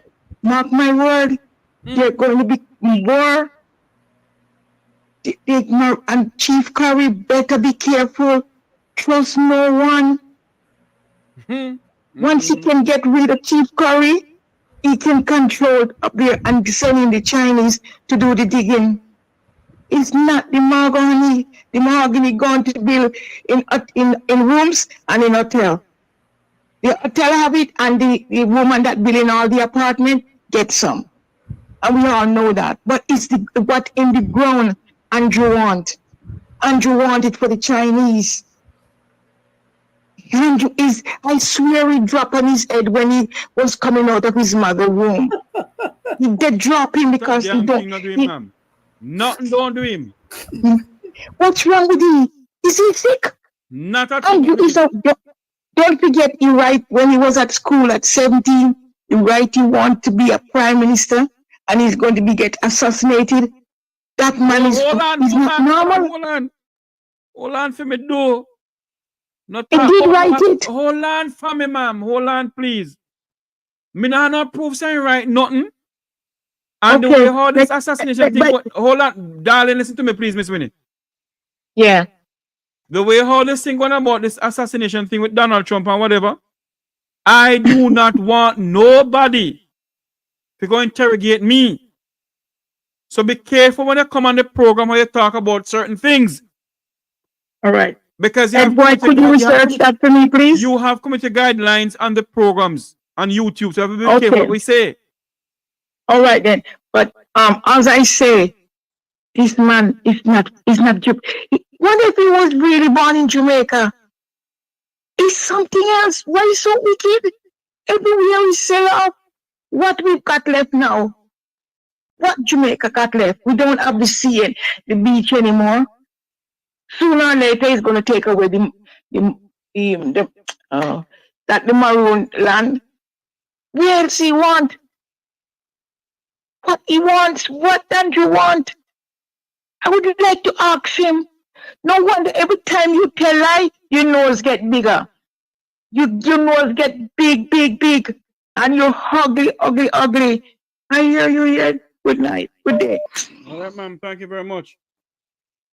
Let me make something clear this afternoon. The views expressed on this program, the views of the Make We Talk, are the hosts of the Make We Talk program. And when anybody sue me, you're not going to help me. So me gotta be very careful what I say on this program. I'm not afraid of nobody. Totally. Yep. But I'll be very careful what I say on this program. Okay. I'm not talking about Jeffrey Fred. When lawsuit reach me, you not give me money for go out for get liar. But Jeffrey, before you go any further, you want to use an exhibit A. You remember the deputy speaker? When last you hear from him? Mama mo, money no. Say, don't you trouble Zion. Leave them alone. Don't you trouble Zion.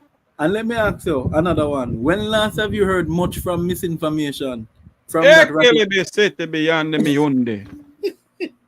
I said, don't you trouble Zion. Come on, help me sing, no man. Leave them alone. I said, don't you trouble Zion. As Zion have a key to open sinners. I said, don't you trouble Zion. I'm going to tell you something. Hold on the head, boy. Hold on. We have people coming on. Good afternoon, everyone. Welcome to the program. Like up the live. Share the live. We're going to play something out of Accompong town. On the trouble the Maroons them. On waking up the ancestors. Be careful what you're doing. Listen to this.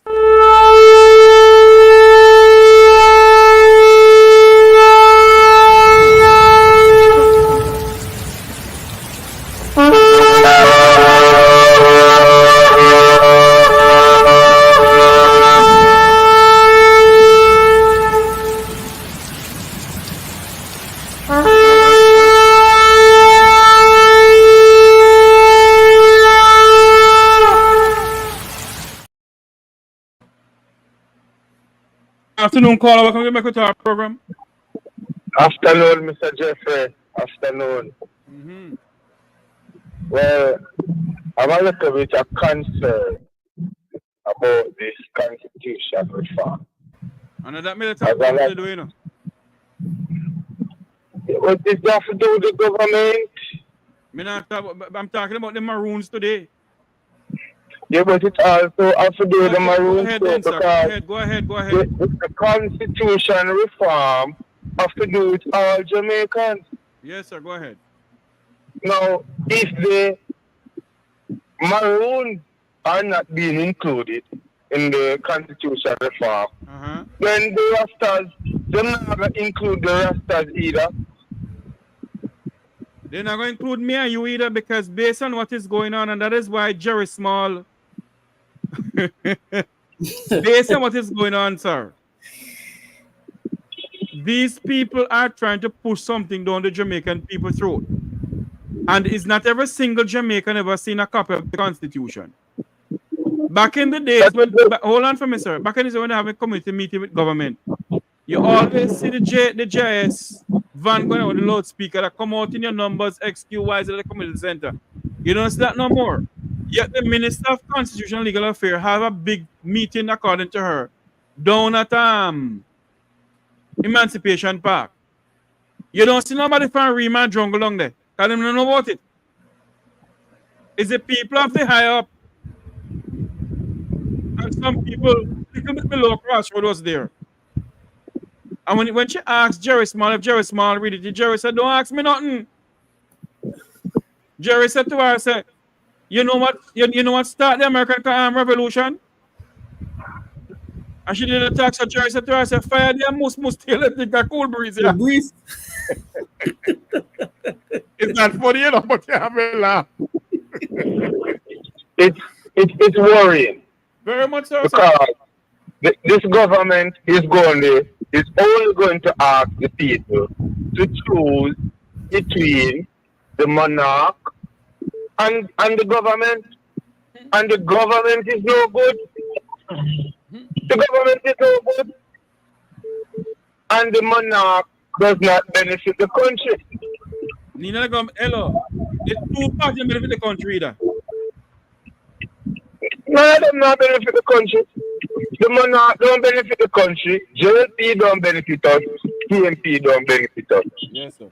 So what are we going to do? I don't know, sir. We have an next call coming in. Thank you for calling in. Welcome.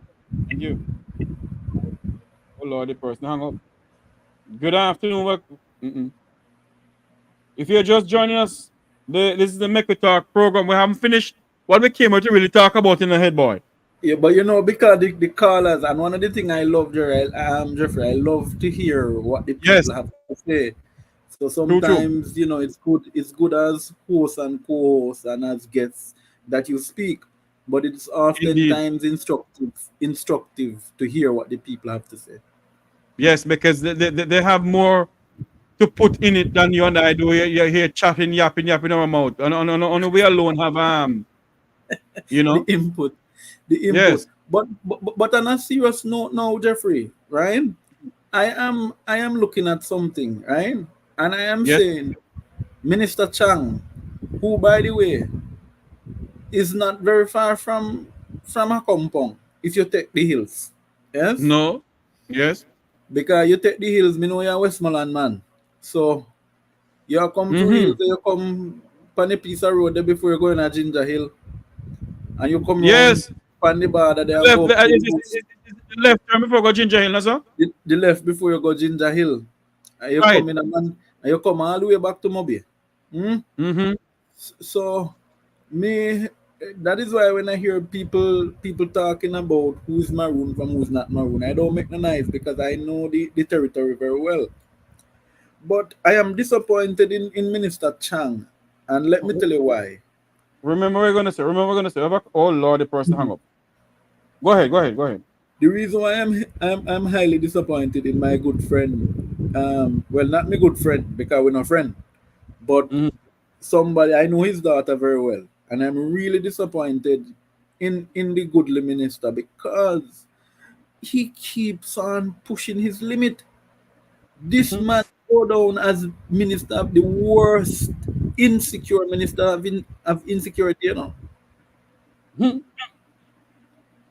There has never been, and and I don't think this what they're doing, by the way, and I needed to point out this, and I'm sad I didn't raise it when the caller from the territory was here. Yes. They have delineated parts of the Cockpit Country as forest reserve. It cannot be. It cannot be. The Maroons assented to it because the Maroons were saying, okay, forest reserves, both of us will protect it and monitor it, right? In the Cockpit Country is sovereign land. So it cannot be delineated as forest reserves unless the Maroons agree to it. Because that is the way they're using to take land. To sell to their friends and cronies. Because if I earmark, remember, you know, Halliwell, let's use Halliwell. We have one over Portland who had made application to the very said ministry he was working in. If you go take land up a Halliwell, say my build cabin. Remember, you know, in the protected reserve. One moment for me, head boy. One moment. Remember what I'm gonna say. Good afternoon. Welcome to the Make We Talk program. You're live. Hello, good evening. What going, Mr. Jerry? My day they look like Mutty Perkins. Him dead though. Okay, what going ahead, boy? I'm good, my brother. Good to hear you. Hello? Good to hear you. Yeah. Hey, boy, you were saying something like the geographical area is 150 acres. Or you said that those board was cut in the geographical area they cut outside of the boundary. My friend, let me tell you, let no one trick you. There is this boundary thing that they're talking about does not exist. It's a figment of the imagination of every single Jamaican government, including the People's National Party that I support. It is a trick. The treaty, the original treaty, does not speak to any boundaries. It speaks to all of the lands from Trelawny town. Yeah? It does not speak to any delineated boundary. What they did, what the Jamaica Backside Institute did, in order to have more access, right? And I'm calling names because I'm not afraid of them, right? In order to have more access to go to mining opportunities, they started to have backdoor negotiations with different administrations. Yeah? and started Yeah. to cut. Because if you really go look back, there was never no mining. No mining was even being done in Trelawny, you know, because that was considered the boundary. The boundary, the cockpit come as far as over, pass through southern part of Trelawny, northern Trelawny, southern Trelawny, into northwest Sentan. Yeah. That is why today the lots that they're arguing over, right? Which they have given them permission to cut, to go start the mining, right? It is within the boundary. It is within the boundaries of the cockpit, but they have restructured it because of their mining activities. You understand no, caller? Hello, caller? Oh, Lord. You gone?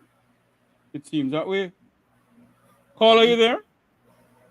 Yeah, it seems as if he has left. Yeah, but I don't know, and I don't know why him run, because I don't know why you'd come and tell me about 158 acres and ask me if it was within the boundary. That sounds like a question the government would ask. Maybe he's a member of the Labour Party government. Well, that's why I asked him which document he has showing him the boundaries. You know something, head boy?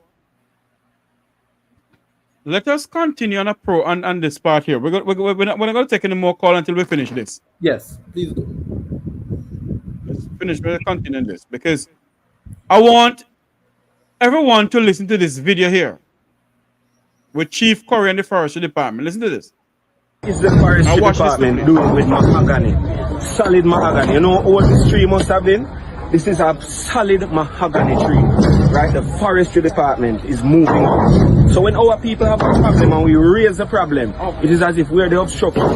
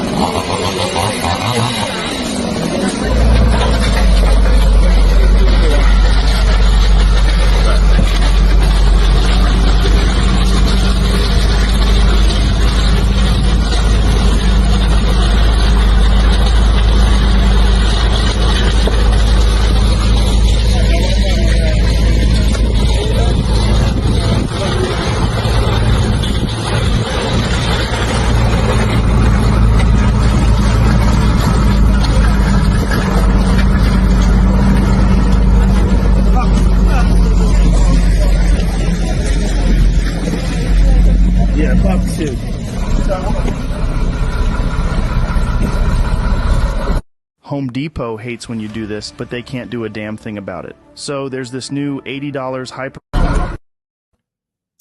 Jamaica. It's the Forestry Department doing with mahogany. Solid mahogany. You know how old this tree must have been? This is a solid mahogany tree, right? The Forestry Department is moving on. So when our people have a problem and we... So hold on there now for me.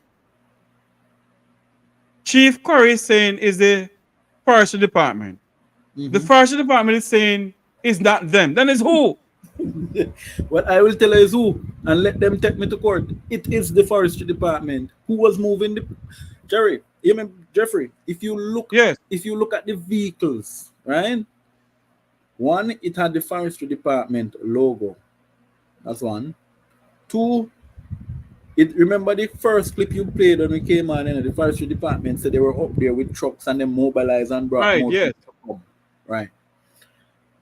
How could it be that Chief Currie at Thief Lumber? I mean, I said plain out. Because someone said the people have done that Thief Lumber.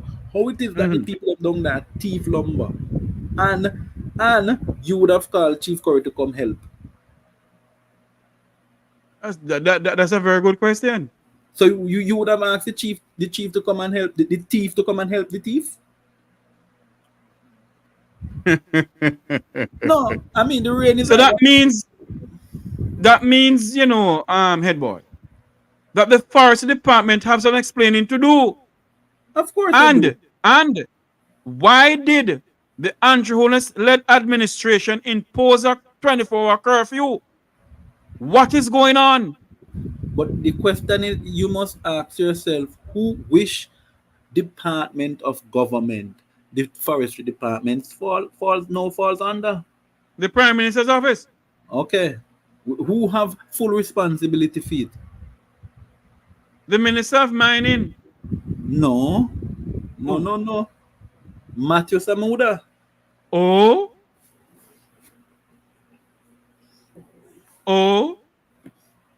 Remember that the office is delineated, you know. You have the works portfolios now with former misinformation minister. Yes. And the environmental aspect is with Matthew. Yeah. And the question must be asked though too, you know. Why are they sending Jeffrey, behave yourself? Ask the question, Jeffrey. Who in St. Elizabeth in Treasure Beach is getting those mahogany woods? Because the information that has been circulating in the Accompong community, Quickstep community, is that the wood is not leaving St. Elizabeth. It has not left St. Elizabeth, right?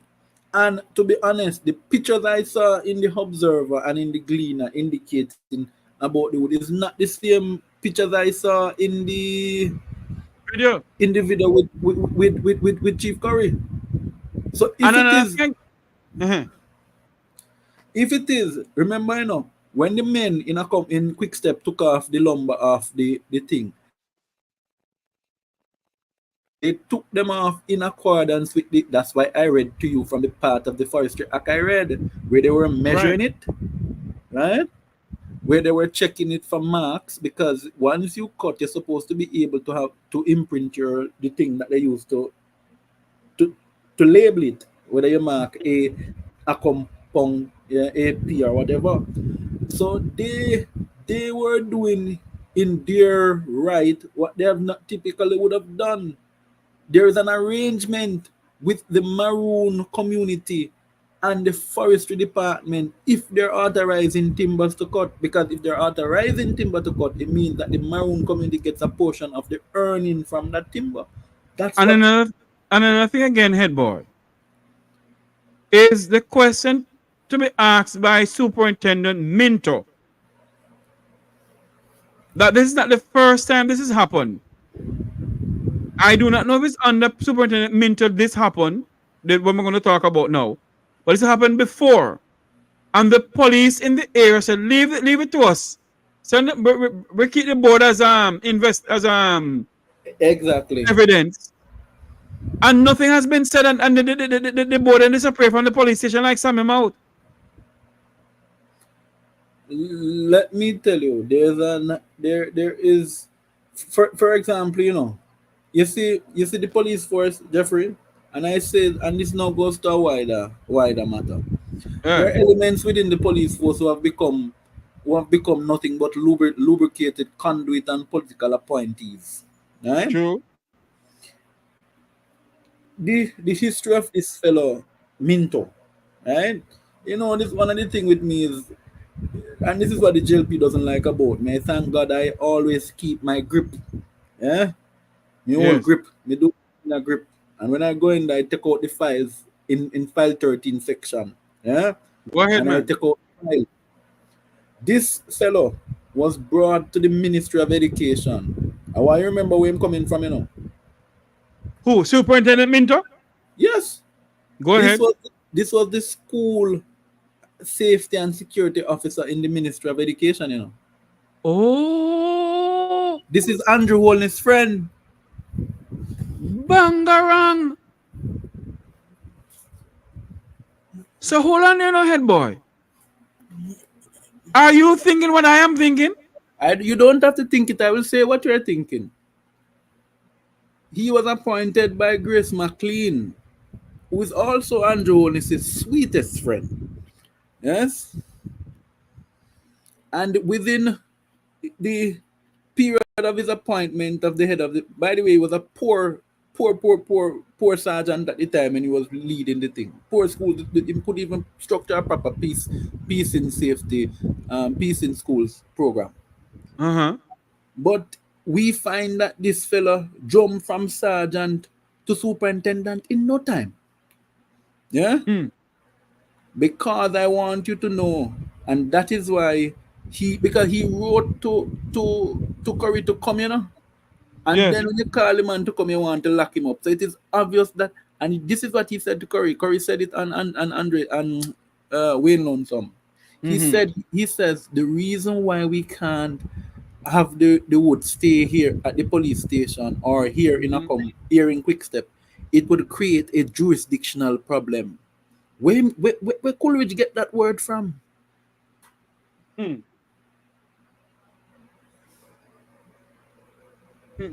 The man said he went. The chief said he went on the phone. He called somebody, and when he came off the phone, he said, "We can't let them leave. We can't let them stay. It would create a jurisdictional problem."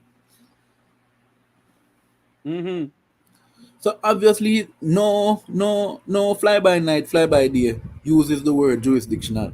So it is obvious that he was speaking to somebody at a higher level. Yeah. I wonder if we could. Anyway, Jeffrey, don't say that on here. Say it on here, Jeffrey.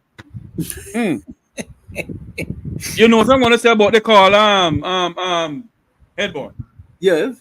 Okay. Yeah. So when the person called a while ago, I wondered if it was them.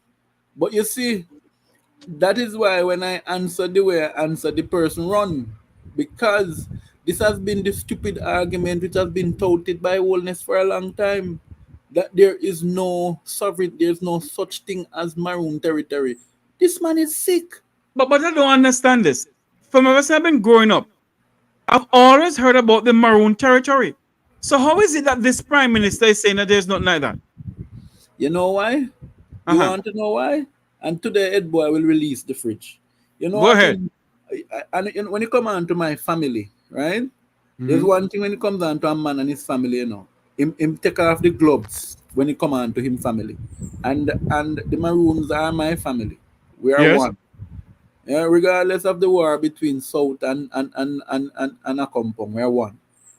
The truth be told is, let make no mistake about this, Jeffrey. The reason for this antagonistic approach to the Maroons is one, he wants to discredit the leadership of Chief Currie in an attempt to put a puppet chief there. That he can control. So when that puppet chief comes, the puppet chief will sign off and give authorization for mining. Yes. Hold on there, I have a call coming in. Good afternoon, caller. Welcome to our program. Where you calling from? Good afternoon, Mr. Tavar. Yes, sir. I am actually calling to talking to you from Georgia here. Yes. But I am also a son of the side in Trelawny. And when I hear this, just one little point I note while listening to the program today, who is up to there's something where somebody the community of them. You're breaking up, sir. The community of what? The Quickstep. Those people don't actually vote in St. Elizabeth, you know. No, they vote in South Trelawny. Yes. South Trelawny. So hold on there. Yeah. That means that the MP is a so-called person who retire, who resign. Yeah, that is so. What the hell is going on here? Yes, Quickstep people, they vote in the South Trelawny constituency. Of the former Speaker of the House, Marissa Philipper. Yes. Is the MP for that area. Jesus have mercy, story come to bond. What a tangle. And although this is a situation where if Trelawny people want to go to Quickstep, they either have to go up to Wilson's Run, a place called Crownland, and walk through the bush, or cross that broken down bridge at Troy and go down to Balaclava. Hold on for me, Carla. Hold on for me now. Let me ask that question. You say walk through the bush, you didn't have no road? No. No, there's no direct road connecting Quickstep with the rest of Trelawny. So hold on now. So why the people of Quickstep walk through bush go vote for Dal Philibert? Well, they don't really walk through bush, you know, when election time comes. The campaign train go down through parts of St. Elizabeth and then take one road on the right there. I think it's somewhere down at Balaclava. And they go into there. The Quickstep, they have their own polling stations and stuff around there, so they don't actually have to walk out of the community to go vote. So hold on now. How food coming to the community to them? Pardon me? How food stuff coming to the community to them? Well, it's just on the same road there there's a road I think turn off in front of the old train station in Balaclava. That is where I know that you can drive and go in there. Oh.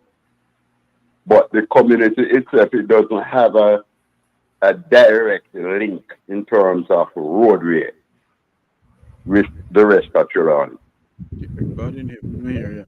In 21st century Jamaica, our people still living in average poverty. Yeah, you can leave Quickstep, walk through the woods, and end up in Wilson's Run, Trelawny. Oh, but there's no drivable roadway there.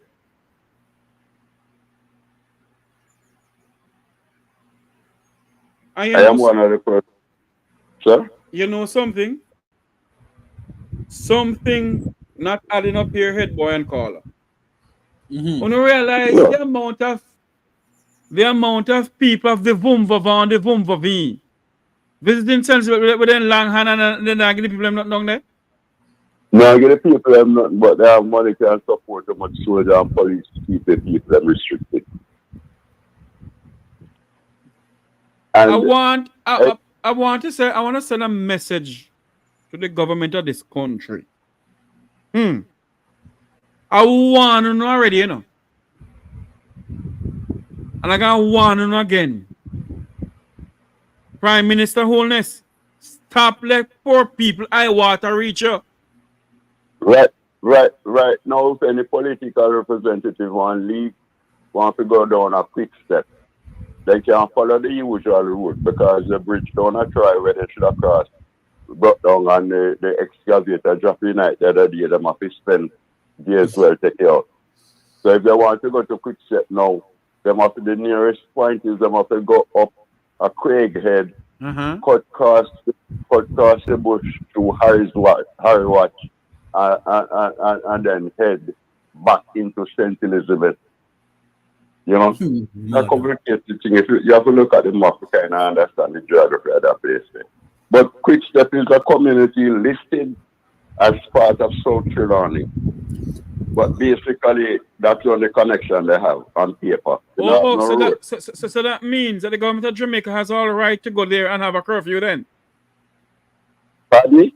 That means the government of Jamaica has all right to impose a 24-hour curfew then? No, I am not sure I could agree with that, you know, because to the best of my knowledge, Quickstep is a peaceful community and curfew is supposed to be intended to curtail crime. Then I say crime committed in Jamaica, then a thief some hood. But the biggest crime I'm see commit now it will be the Forestry Department because none of them are the thief.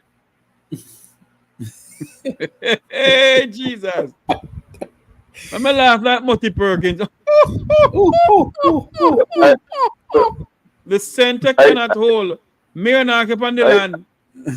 I honestly believe that the curfew is intended to keep the people restricted while the officials cover up them crime. Bangarang pa, we in this country. But you know, Carla, and I'm hearing you. Can you hear me?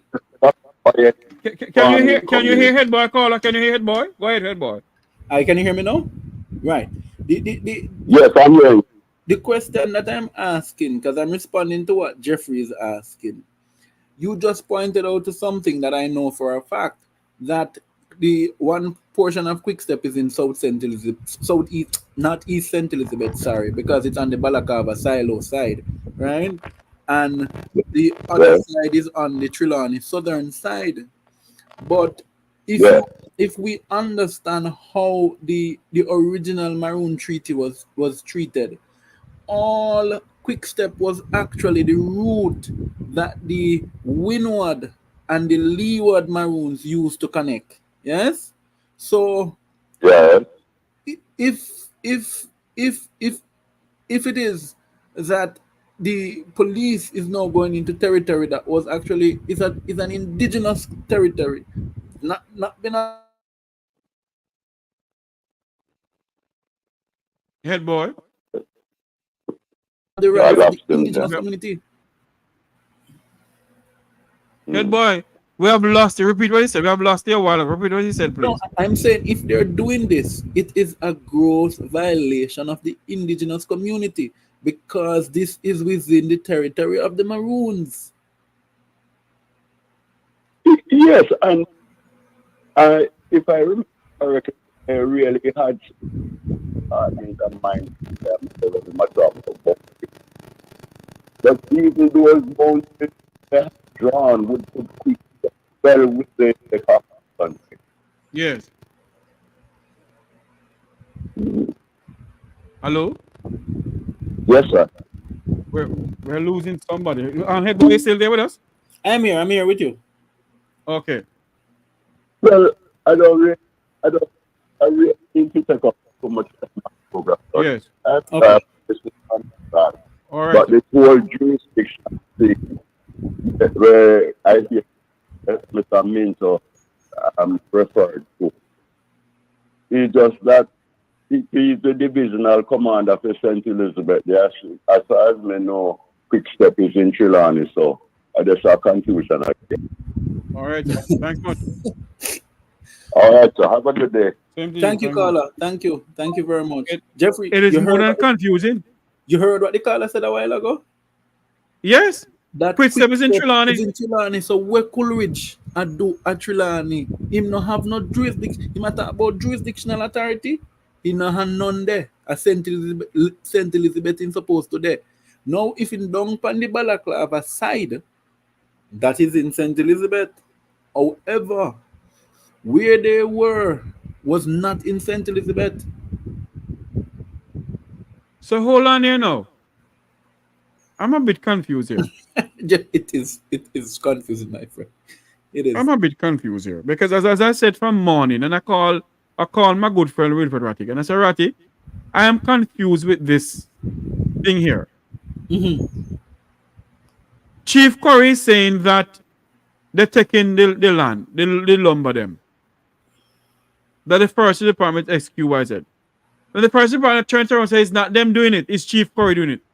Now you're hearing about boundary with whosoever can have the right to have curfew, and what the hell is going on in this country? You remember what grandmother used to say? At first, what a tangle web we weave, when at first we practice to deceive. Indeed. What is happening now is because it has been such a deceptive activity why we're having the challenges we're having. Let's look at it simple put, Jeffrey. Right? Go ahead. The Forestry Department, no one is contesting that they have rights over the forest, even though it is in Maroon territory. The Maroons have given up that right to them. They're not disagreeing with that, you know. They are not arguing about that. What I want to look at, and I want to go back to the superintendent, right? Because I didn't finish. Because I come here to punch hard today, you know, Jeffrey. Punch it, man. Now, Coleridge was then promoted to Sergeant of Police. Well, Sergeant of Police when he came to the Ministry of Education. Right? Right. When the orgy of looting was happening at the Ministry of Education and the railway, what was Coleridge Minto? The head of chief security minister? Chief security personnel for the ministry, meaning he was dealing with the school safety programs. Now, yes, that was done. The moment Ruel Reid left the ministry and caught himself in the trouble, look when Coleridge was sent out. Go look back. Hold on there. Hold on there. Remember what I said. I'm going to take this call. Remember what you're going to say. Please remember what you're going to say. Good afternoon, caller. Welcome to the Make Our program. You're live. Good afternoon, Mr. Jeffrey. Good afternoon, sir. Yeah. Here is something that concerns me. I attempt to call a few times, but I try, but sometimes the line out is busy. My concern is I'm always looking at the situation with the Prime Minister. This Prime Minister is very, just some word I can't pronounce properly.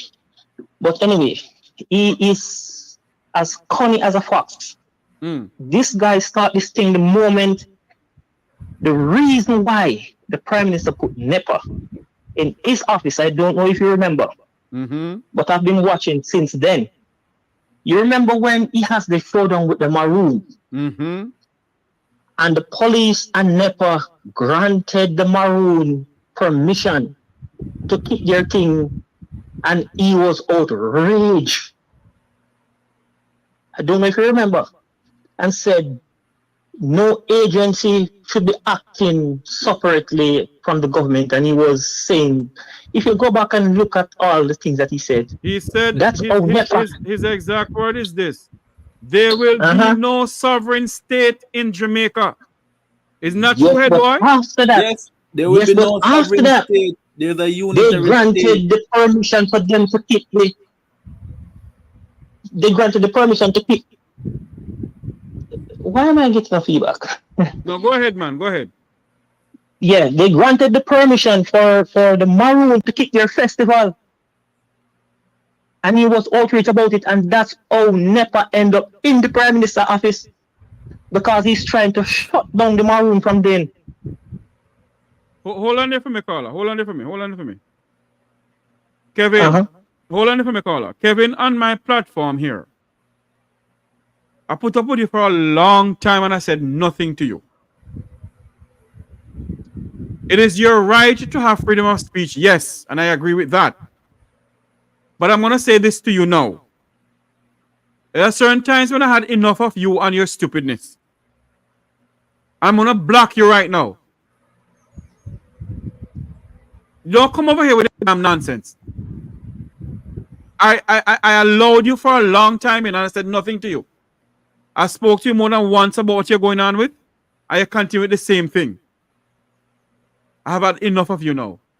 Have a good day. Go over to another platform we can go to. As Jerry Small would say, Jeffrey, flush the As a toilet. Jamaican, I'm calling from New York anyway. But as a Jamaican, when I see the Prime Minister utter some of the nonsense, like he's saying that he won't be spending taxpayer money in the pandemic on the Maroon, but yet they campaign to vote from the Maroon. I just don't get it. Yes, but however, I just want to raise a point about the reason why NEPA end up in the Prime Minister's office. And I don't hear people talk about it, or they're not noticing it. If you can go back. Why didn't NEPA end up in the Prime Minister's office, sir? Because they granted him permission for them to keep their festival when the Prime Minister was against it. Oh, so him want to control it But because if you go back, I stay here and I see all of that on social media clip when he was saying that no agency of the state should be acting independently of the government, and the police and NEP have no right to give them permission. I don't know if you remember, but because that was back in the pandemic, and maybe you guys have too much things taken care of. But if you check the clip, you will find it. Yes. And that's how NEPA end up in the... Yeah. And also, people on the platform asking where is the truck with the lumber. Obviously, on a blind, on a brain, you out a termite out on a brain. In the first place, the forest reserve, if this is a forest reserve, there should be no lumbering taking place in a reserve. Because the Cockpit Country is a protected area. Anything we want like Cockpit Country must be something have to do with protection, not destruction.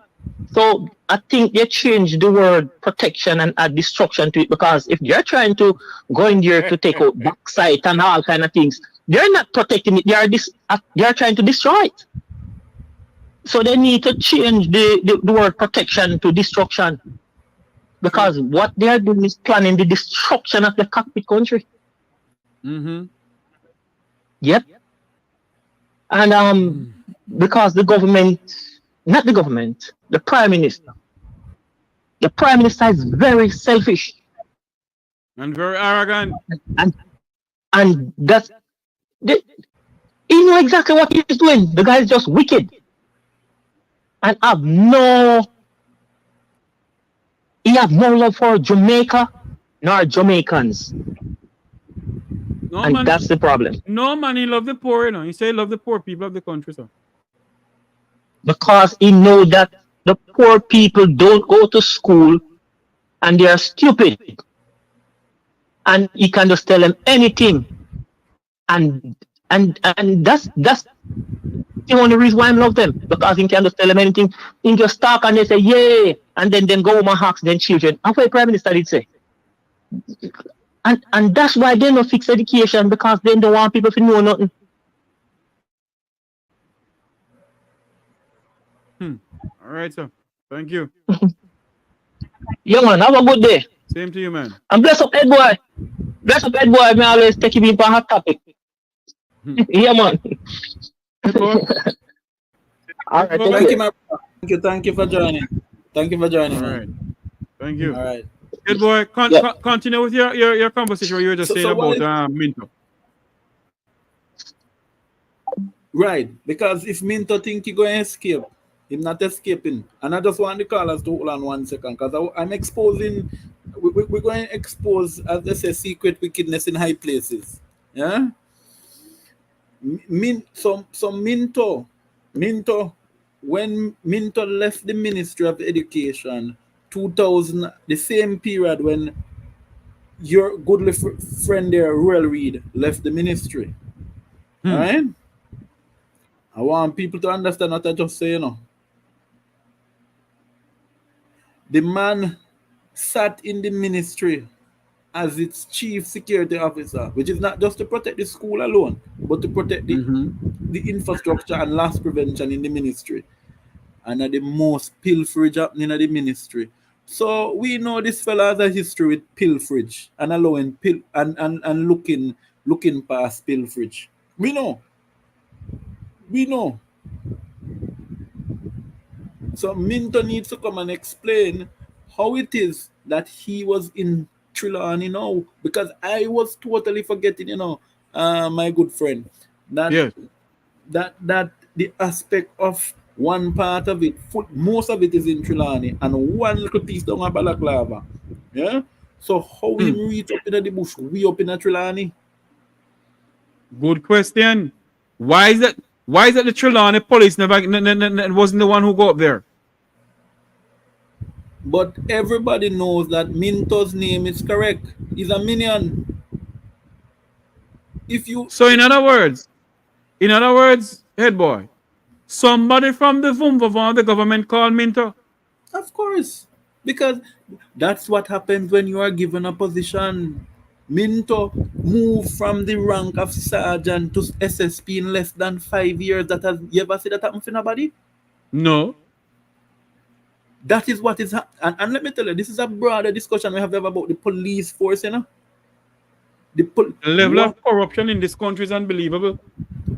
Because how, thank you, Millicent Spence. See, she's giving us the boundaries. Trelawny, St. Elizabeth, St. James. A lot of people didn't know. St. Anne, Manchester, and the northern tip of Clarendon. That is why we have the forest up there called Brayhead. You have Brayhead.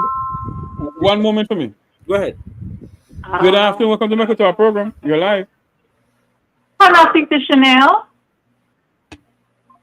Wait for me, head boy, because the person continue calling about Peter Chanel. Who is Chanel? No worry, you know. You see what I saw? You saw Kevin a while ago who came in the chat?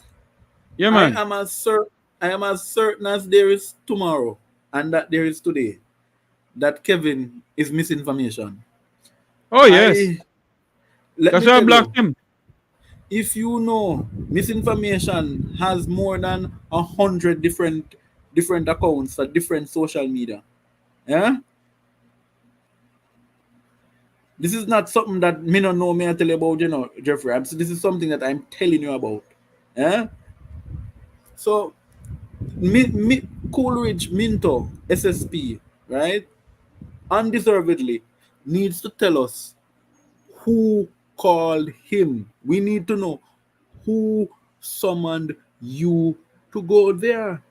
Because then if the person who called him, then we will if we get who called him, then we'll understand the situation fully. Yep. He was not called by the Forestry Department at first. It was called from the high up of the government of Jamaica. One moment for me. Good afternoon, caller. Welcome to the Make We Talk program. Where you calling from? Good afternoon. I'm calling from Sweet Seat Currie, cousin Jeffrey. Jeffrey, let me hear the go, brother. Let me hear mad brother. Please. All right, my friend. All right. What do you call us everyone here? Make a plate for you, head plate, man. You know me, I love our music. Plate. Make a plate for you. Hold on there. He did that jingle for me, you know. Hold on there. Miss Spence, I would love to have Miss Spence on my program, you know, because yes. I've watched her when she speak, you know. Yes. She speak, you know. She have a lot of info. Miss Spence, I love to have her in my program. Call me off the air. Listen to this. Unity, strength. Make we reason. Make we talk. If we see corruption in any shape or form, we're going to highlight it. Make we talk. Jeffrey Tavares represents yard and broad and the entire diaspora. As long as it affects the life of our nation, uncover the truth, make we reason, make we talk. And we don't care about no fum for viva va, no upper echelon, nobody's not above the law. As long as it not help Jamaica, make we talk. Make we talk. Unity, strength, make we reason. Make we talk. If we see corruption in any shape or form, we're going to highlight it. Make we talk. Jeffrey Tavares represents yard and broad and the entire diaspora. As long as it affects the life of our nation, uncover the truth. Make we reason. Make we talk. And we don't care about no fum for viva va. No upper echelon, nobody's not above the law. As long as it not help Jamaica, make we talk. Make we talk. Unities. There you have it, head boy. Yes. Oh, so this is yes. I know it. They normally open with it. It's really nice. Man. It's Mad Cobra.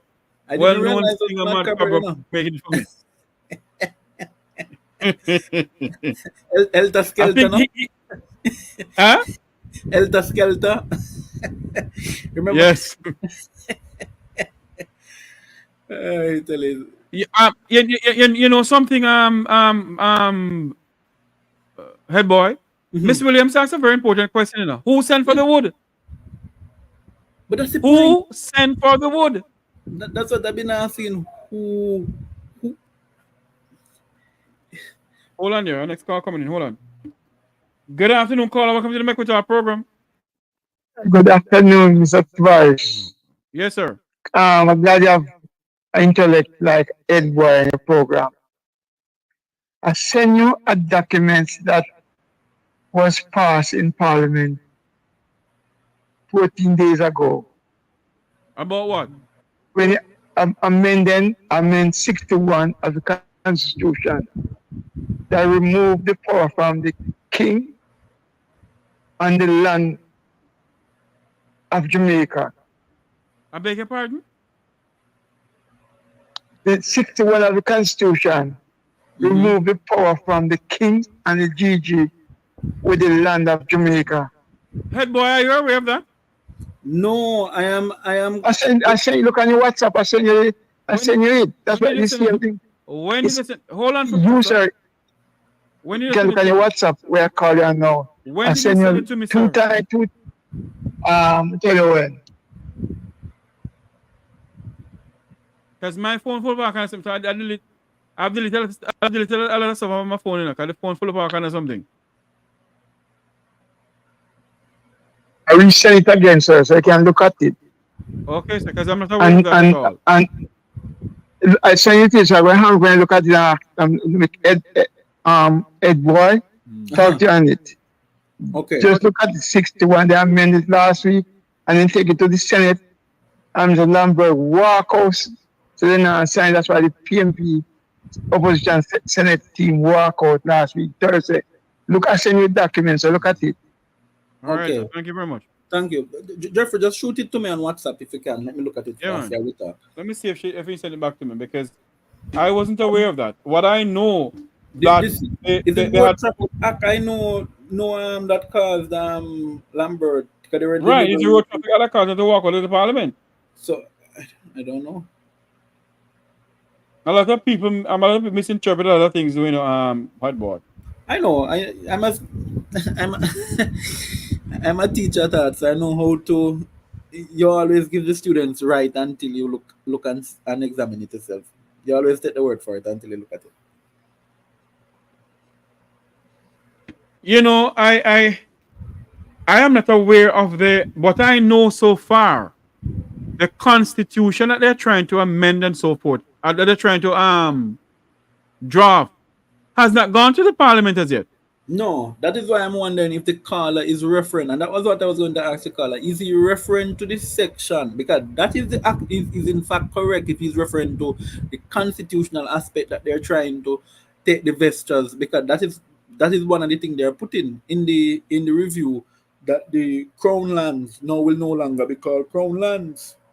So it will not be in the vestry of the vestitudes of the Governor General anymore. Or right. the vestry of the Governor General. It will become the land of the Jamaican people. Or it will be so maybe that's what he's talking about. I think he's referring to that. Because Jeffrey, you should know me. This would not miss me. Right. And you would have called me and said to Mr. Jeffrey, have you heard this? Exactly, especially when it comes down to land. No man, I don't play. I have some little piece of land down there. Nobody not teach me land so easy, you know? So there you go. I am very defensive when it comes down to land. Well, the gentleman who just called us a while ago, can you send me back what you sent that he said he sent, sir? Yeah. Because I'm not seeing it. Because I think the section 61, which he's referring to, is the Road Traffic Act, the amendment that they were doing in Parliament. It was not the. It has nothing to do with the removal of the land. The land aspect is under the constitutional reform.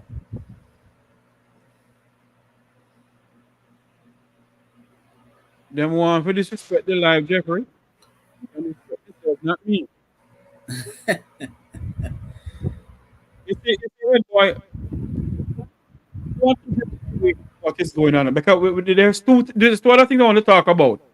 I want to talk about what's going on in Negril, because it is brought to my attention that the Jamaican government has closed the Negril post office without giving anybody a warning. And that should not be. Let's go back to St. Elizabeth. There are questions have been asking from yesterday until now, head boy. The truck with the lumbers on it. The Forestry Department and Matthew Samuda, who's in charge of the Forestry Department, need to come and tell the Jamaican people why was the Forestry Department chopping down the trees. The Forestry Department is saying that it's not them, it's the people of Accompong town. They are saying it's not them, it's the Forestry Department. So tell me something now, head boy. Aren't you a bit confused with all of this, sir? No, I'm not. Jeffrey, let me tell you this, right? Go ahead, man. My earlier training, yes, my training is in information. Yes? Let me say it that way. Information gathering. Yeah? So I cannot be overwhelmed with information because of how my brain process things. I go and ask the critical questions before I even start process. And the first critical question we must ask is how the hell the Forestry Department is in the forest cutting, going out with wood. Yes. That's the first. The second, the rain is either falling or not falling, right? How on God's earth would we expect that why would you call the chief of a sovereign of a indigenous group to come and help you if it is that it was the thieves from outside doing it? It had to be that the people inside block you until you can't go with it. So you needed the chief authorization to leave. True. Jeffrey, this is how I reason information, you know. Yeah. So you needed the chief's authorization to leave. You did not get it. Because when the chief saw what you were up to, him said no, he disagreed as well. And that was where the war came in. Because if you look at this, some videos circulating, which I can't get all of because it's mostly on TikTok. Right. When the chief went, Coleridge Minto greeted him well. They were talking good. It was not until the chief insisted that the lumber will not leave. So if the Maroon them a thief lumber, why them are gonna make it stay for people to say them have it? That makes sense. Make it make sense to you know. That is it, Jeffrey. This is how I reason things. Look at what I just sent you. Look at what I just sent you. That's what the gentleman is talking about. If you're just joining us on the Make We Talk program, it is Make We Talk. Remember to like, share, and subscribe to the Make We Talk program. If you want to call into the program, it's 954-529-8030. It is also a WhatsApp number, 954-529-8030. By the way, somebody in the high up of politics in Jamaica make Twitter block my account. Because I made a posting on Twitter about a certain individual who disrespected Ambassador Curtis Ward. Oh, the little Lego bees now? Yes. And it seems as if the person let Twitter block my account and all my things came off. But if you think you can stop me, make a sad mistake, that come, just a come. Well, let me tell you, I have something to tell you. That person, that the people in his constituency in September next year, they will block him permanently.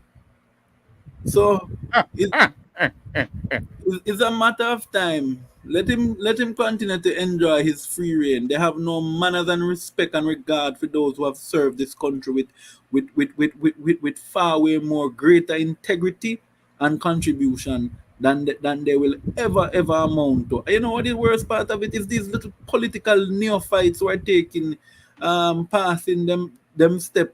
Let me tell you something. Some of who you see in God now, you know, Jeffrey, they couldn't even guard me dog. You hear I'm telling you, that's true. They would not be qualified to feed my dog. Yeah? That is true. We have a bunch of rapists, pedophiles, child molesters, and if the list was ever to be published, I'm telling you, at least 1/3 of Garden House could not run. And that is why I'm saying, I do not want no other old donkey No order of old jackass.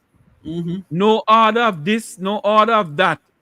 Because you have some people that the Governor General over the years continue giving these people who are child molesters, criminal rapists, money launderers, human traffickers, and the drug traffickers. I don't want it. But let me ask, look at this fundamental question. Look at this. You're talking about not wanting it. Why is it that this government is so quiet and it is refusing to make public the sex offenders registry? All right. Because some people, head boy. Let me tell you. Let me help you. Go ahead. If they should publish the sexual offenders registry, at least half of the government's top executive would not be there. Me say so. Let them come for me. I can tell you, they would not have some senior leadership. Yeah? They would not have had senior leadership. Those who trouble little girls and those who trouble little boys. Yeah? Because they have one in the parliament now who trouble a little boy from the Cayman Islands. Yeah, but they have one sitting who troubled a girl that's in the UK. There you go. Hold on there for me. Affidavit. Hold on there for me. Good afternoon, caller. Welcome to the Make We Talk program. You're live. Good afternoon, cousin Jeffrey. Me again. Listen. Mm-hmm. You see a program name Make We Talk. We have to talk. Yes, my brother. And we have to talk about it. I mean, I know your program so nice and the name where you identify the person, the right name, the character. Boom, bam, already said that. Yes, when you talk like that, method, you play a part of your thing. Said, Make We Talk with the Cobra. That's what your program is, you know. That's what everybody love about the program, you know. Make We Talk. We have to talk about the things there. Yes. We have to talk about the people who can't talk and them things in a dressing. The people who blind, we have the skill on them face. We have to talk to them. Make we talk, make we reason. Mm-hmm. That's why your program name Make We Talk. I don't know where you get the name from. But if you make the name or anybody give names, God give them that take us to give that. I tell you something in a caller. I tell you something. When I first started on the program here, I had no intention. Mm-hmm. I had no intention of becoming a talk show host, you know. I call the programs and I go on, but that's it. A good friend of mine who's like a brother, two of them, Dudley Thompson and Owen Brown, reach out to me and said to me, Mr. Jeffrey, you have a talent that you're wasting it. And you talk the things that on both sides of the fence, you don't care. We have a program that we wanted to come on Roots FM. And I went on Roots FM with them. And that's how it started. The Make We Talk program wasn't going anywhere. I'm the one who decided, you know, it's true. It's a very catchy name. So I'm going to make it go somewhere. And I started it. I decided to make it go on YouTube and everything. And that's where it started from. That is how I get to meet Wilfred Rattigan and others. Because Wilfred was on a program talking about something else. And I got Mr. Rattigan program. I got Mr. Rattigan number. And that is how we started the whole Make We Talk, and Rattigan decided to go and do reason with Rattigan and everything like that. And that's how we started. And that's how I get to know about Wayne Lonesome. Listen to Jeffrey. I got from the other day I want to call you and correct you with some things. Go ahead. Where you're not being right. He's a man of God. And Ratty is not your friend. Ratty is your brother. Yes. Biblical. Mr. Dudley Thompson says to yourself a good friend, like a brother. It's not your friend. Biblical is your brother. Yes. So from now on, you said brother. Yes, sir. Brother, when you say brother, just like you say a lady, you give her a compliment as a lady, not a girl or a lady. That's high. respect and things like that. So you when me call you cousin Jeffrey. Yes. I'm my brother Jeffrey. My brother Rocky God, our uncle Rocky God. All right, Mr. Jeffrey, God bless you, my brother. Thank you. You're welcome, my brother. Thank you so much. You know, these are my brother. Yes. Head boy. You know, these are the things that keep me going. Because sometimes I tell the honest truth, head boy. I feel frustrated. I don't want to come on the program, but sometimes, you know. Yes. I know it. I know the feeling.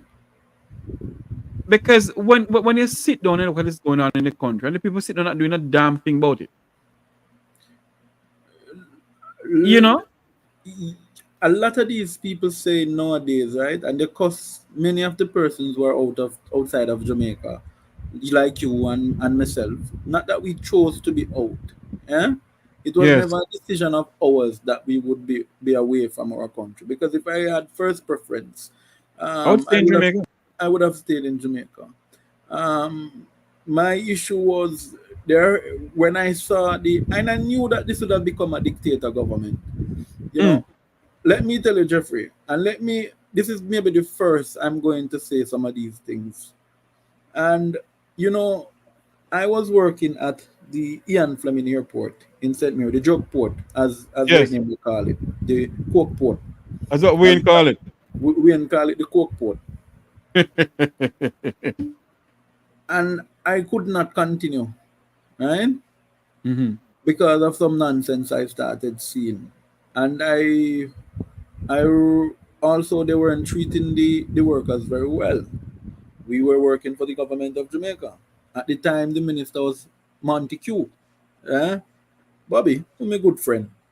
And I reached out to him, told him I had some issues and we need to get them solved. I was representing the union.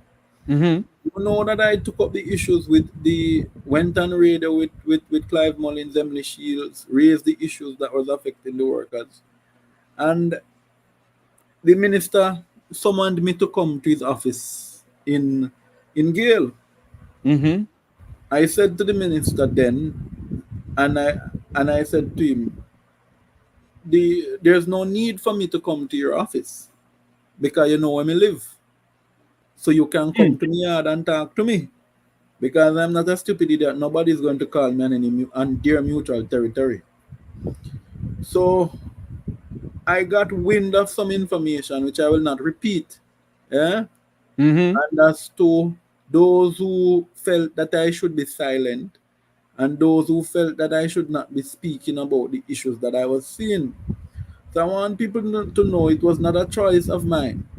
But when I look and I saw what was happening internally, meaning internally in the structure of the governance of Jamaica, I realized that from then in 2018, 2019, that a quiet dictatorship was creeping in. Did you hear what I said to you, Jeffrey?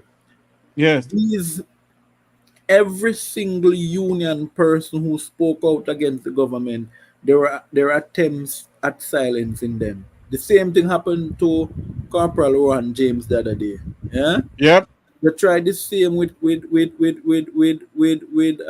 one that was doing the negotiations when Portia was there, Raymond James. Yeah. They made sure promote him to run him so him couldn't take them on. Right. So this government has been a government that is one has to be very careful how you approach them. Yeah. Because they operate from the principle of bullyism and gangsterism. Remember, and believe that people must be afraid of them. But you should know better than that. I'm not afraid of them. When we go up on the road, then I know how to deal with them. But when you look, you have in a cabinet, a man sitting in a cabinet that WikiLeaks says is a drug trafficker, that the American government cable, meaning embassy to embassy. Yeah. And he's the Minister of National Insecurity. Good. You have a sitting MP who cannot travel to the United States, buy my house in Miami where you're there, and can't go there. Hardly buy him a house on the same road where him did buy fee and hardly still can go a fee. So right now I'm told he's hardly doing house sitting for him. Yeah. Oh. Oh. You and I have to talk off air. Yeah.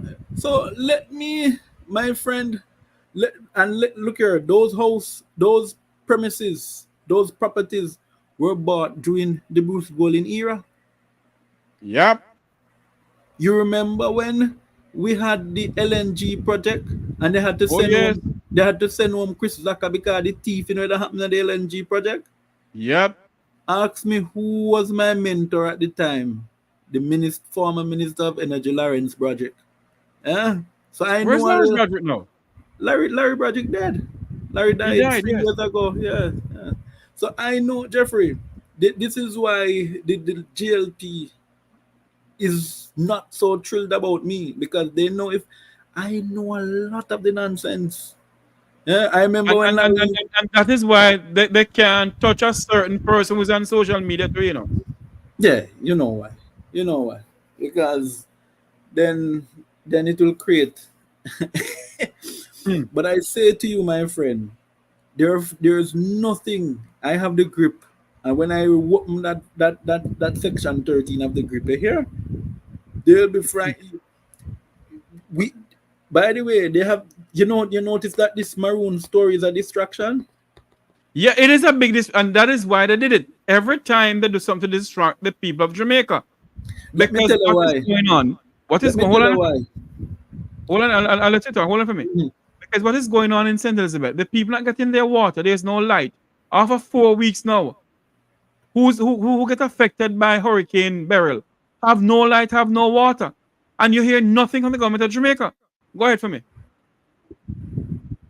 Right. So I'm saying why it is a distraction and why it has come now. They need you to forget that they're trailing 12 points behind Mark Golding. There you go. Hello. Remember that because the PNP has come off the road because they were given time, to see what happened with the storm and so forth. The PNP went back on the road yesterday and they were in where no other place but North Trelawny. Yeah? Yep.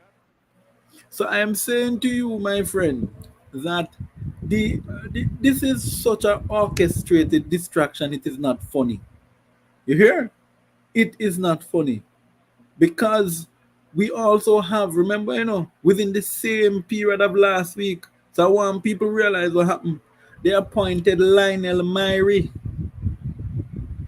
to run towards the TPD Co, right? Or the Tourism Enhancement Fund. I need to double check. I think it's the Tourism Enhancement Fund, right? So what wasn't some guy who was his family owns some hotel in Negril was the head of the TPD Co? Right, so that means it's Stephen gone then. It's Tourism Enhancement Fund them send Lionel Myrie, right? What they did, let me bring it up here because you see, I want to make sure I quote.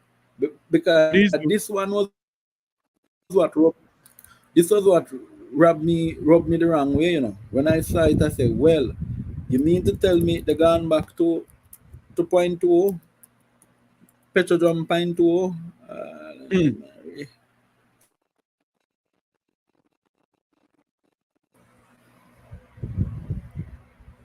okay, rescinded, but then they just put him back.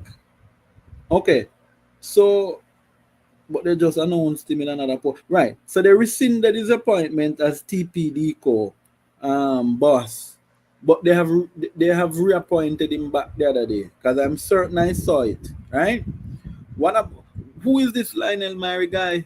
This was the man who was in the Petrojam saga. Oh. So the fact that they appoint him now, it is going to be very difficult for any administration to go and remove him. It means if the administration goes and remove him, they would have to just pay him out and send him home. Yeah? So because they are giving him an extended contract. So the point that I'm speaking, why am I saying these things, Jeffrey? I'm saying there were so many things happened last week. The president of the Senate, right? Tom Tavares shut off the mic on Lambert Brown and tell him no one hear not what him have to say. Yeah? Because we call him a liar. Yeah, but he was. If you are lying on me, if you are saying I said something and I say it is lie, and I say you are lying, if you're lying, you're lying. Yes. There is no rule. Jeffrey, you've been watching politics far longer than I was, but from before I was born. You ever see the president of the Senate get involved in a member's speech? I tell you something, you know. And people are going to say that I am being biased. I'm not being biased. I overheard the conversation with the president of the Senate, Mr. Lambert Brown. I never got in details to listen to it that much.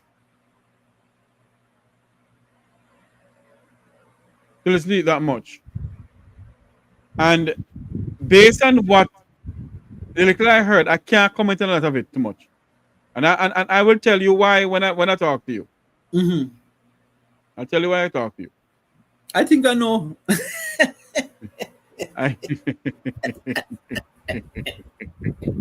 Ed boy, let's go back to St. Elizabeth. No, you're not going to run left me on this one. Yes. The same way you would call me out to talk some things, I'm going to call you out today, my friend. Because I'm saying why? I need where's Conrad? Conrad Brian, I don't know where Conrad is, you know. Find him now. But I'm saying, Jeffrey, in the same light and in the same breath, if the president of the Senate believe that he must not allow Senator Brown to speak because Senator Brown called him a liar, I personally believe that everybody has a fair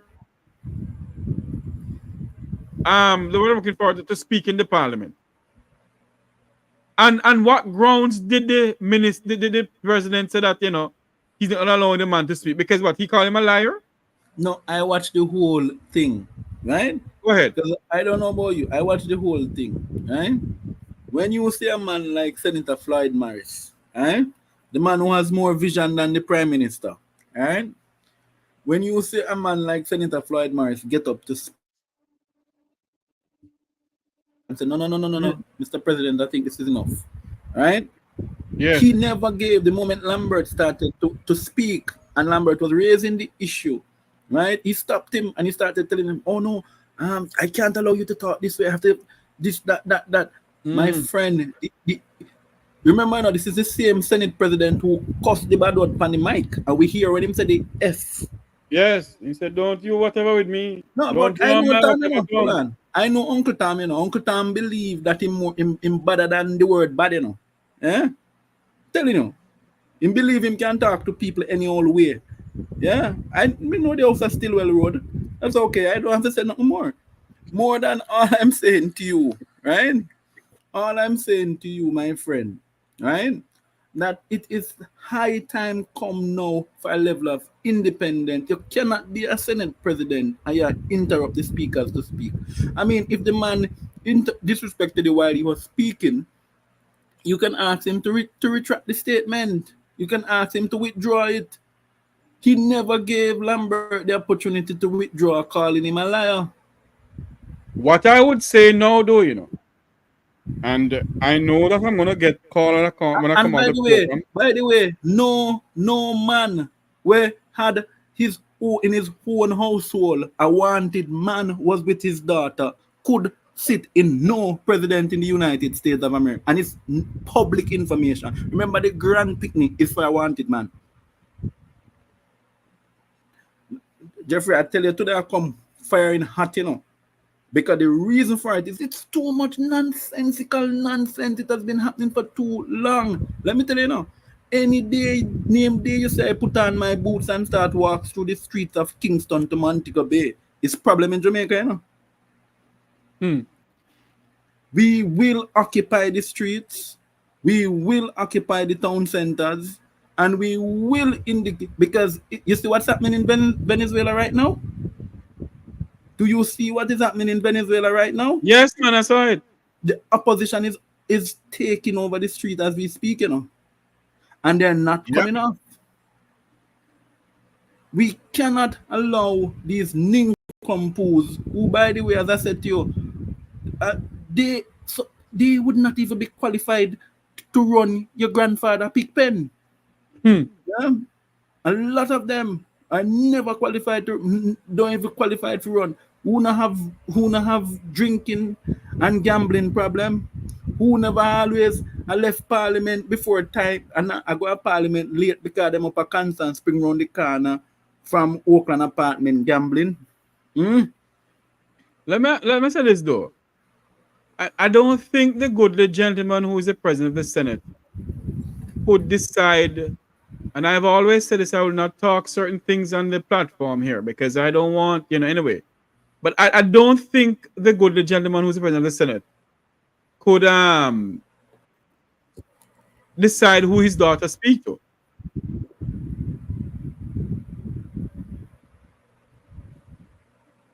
You're not going to say anything about that, head boy? Huh? You're not going to say anything about that? I mean, she's her own free adult. Yes. But I am saying, Jeffrey, the gentleman's gun went missing. Head boy, you putting me on a spot that I don't want to be on, sir. And let me depart. Let me depart. I see you're very uncomfortable, my friend. I see your face. I'm not really uncomfortable. It's just that I made an oath between myself and others that I will not discuss. Yes, yeah, totally agree. There you go. Agree. No problem. We agree to agree. I don't agree with a lot of things that goes on. Personally, I don't agree with it, but I will not get involved in certain discussion. That's one thing I've made up an oath to, and I will say this publicly. I personally think that Jeffrey, hold on. You have somebody in your comment section name Master Jam. Yeah? Yes. By the way, I don't take jam from no man. Okay? So could you deal with this fella, because he has been saying what he has been saying now for the last 10 minutes and I've been watching him. He's referring to me as big boy. Okay, and let me. Yeah, if you look at the comments, you'll see it. Him name Master Jam. Sir, I'm not looking at it. Let me tell you this. Me have my wife. Me not look no jam from the man, okay? The Labour Party coming out in full force, Yeah, because Jeffrey, they now know that we have exposed them. Remember now, when we were talking earlier, the trolls were not here, Nope. Right? And I just start talking about the Labour Party, they come on. It is obvious, and this is why I did what I did, because I want you to see something now. They're talking about people spreading fake information and fake news, but the JLP from 2016 has been paying people to become bloggers on the payroll of the government. I'm glad nobody can pay this boy and I come to you, and I want to make it clear again. I'm a granny say my rent can face this, so nobody can pay me. As a good friend of mine said, as what Conrad Bryan said, he's putting the People's National Party and warning that if you come into power and you believe they're gonna get away with certain things, you make a sad mistake, we'll continue to do it. We'll deal with it like how we deal with the Labour Party. A change must come to this country. For far too long, our people suffer in the hands of political parties and tribalism. A change must come. And I say to everybody from Negril Point to Moran Point this afternoon, let us be Jamaican and not be a member of the People's National Party or the Jamaica Labour Party. Let's be a member of Jamaica. Let's be a citizen of Jamaica. Let our country come first. We are 62 years old, and a majority of our people don't have water in their pipes, don't have proper roads. Those are the things that I come on here to speak about. Exactly. Uplifting the lives of the poor, marginalized and oppressed. Yes. And for those who are just joining us, we're speaking about the unfolding story of the Cockpit Country and the Maroons. My guest is Head Boy. Remember to like, share, and subscribe. Like, share, and subscribe to the Make We Talk Jeffrey Tavares YouTube channel. And by the way, we have something going on for back to school for the people. Some schools in St. Anne's. Yes. Some schools in St. Anne's. Head Boy, you never know talk off air about this too, you know. Yes. Let us coordinate properly. Let's talk. Yes. Yeah. But you know, I mean, we don't have to belabor the point any longer, Jeffrey. I think the wider public, the wider Jamaica is now aware of what's happening in the Cockpit Country. If they Yes. were not clear before as to what is happening, they are now clear. But I am now using the opportunity to call on the Forestry Department, right? To come, because the minister is not a the minister is not a civil servant. Yes, the minister don't run the day-to-day operations of ministry. What he does do is set policy. Continue talking for me. Let's give me a few minutes. Let's continue talking. So I would like to use the opportunity to ask the minister to deal with one, the having a team from the forestry, not just issue the little statement that they did, but there must be a full and wholesome investigation into what transpired in Quickstep. And it needs to be an unbiased investigation, which means that the investigation cannot be carried out by the Forestry Department. The Forestry Department must nominate somebody who is an unbiased person to deal with this. Now, this is the reason why the office of the public defender is needed more than ever. We cannot continue to have a situation where the indigenous people, the people who are entitled to, who have an agreement with not just the British but the government of Jamaica, which says once you are within your territory, that is your right to be within your territory. To know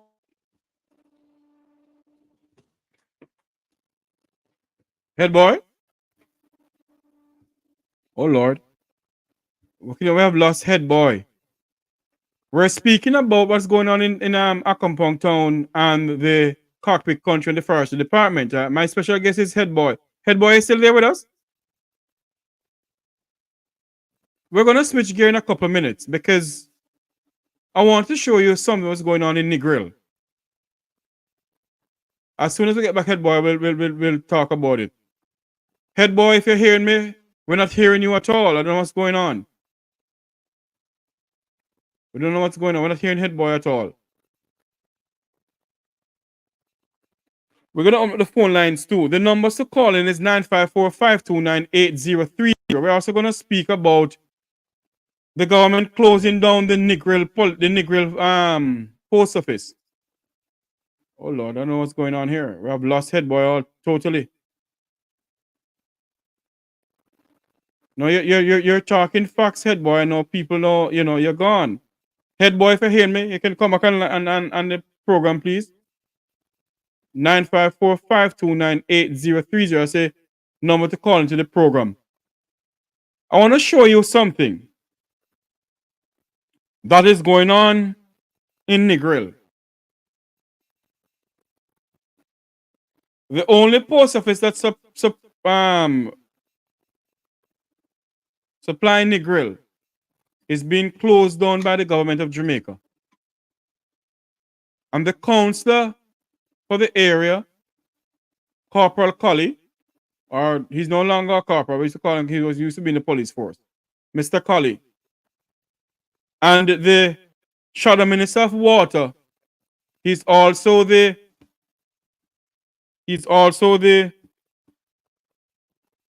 MP aspirant for the area.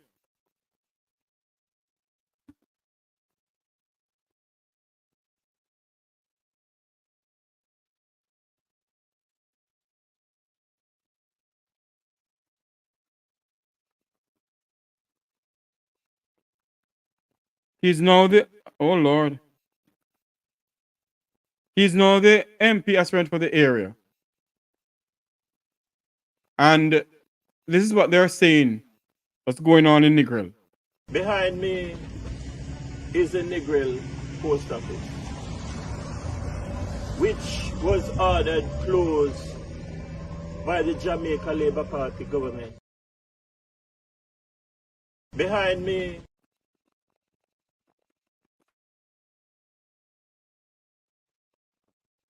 what's going on here? Behind me is the Negril post office,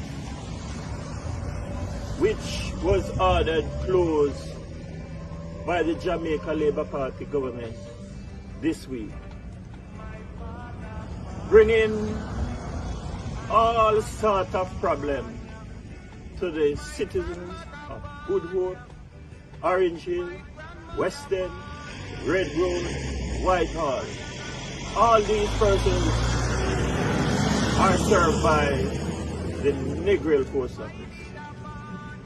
The closure of this post office will cause great inconvenience to these people. Negril contributes billions of dollars to the Jamaican economy. And Negril contributes to the tourism enhancement fund, to tourism development and everything. It's very important in Negril. And it's very important to the people of Negril and to the people of Jamaica. And to see that the only post office that is in Negril, that pensioners go, hotel workers go, everybody go to do them business, the post office is now closed. The Jamaica Labour Party administration have now closed the post office. And I want to go a little bit further. The Jamaica Labour Party have 3 representatives in Western Westmoreland.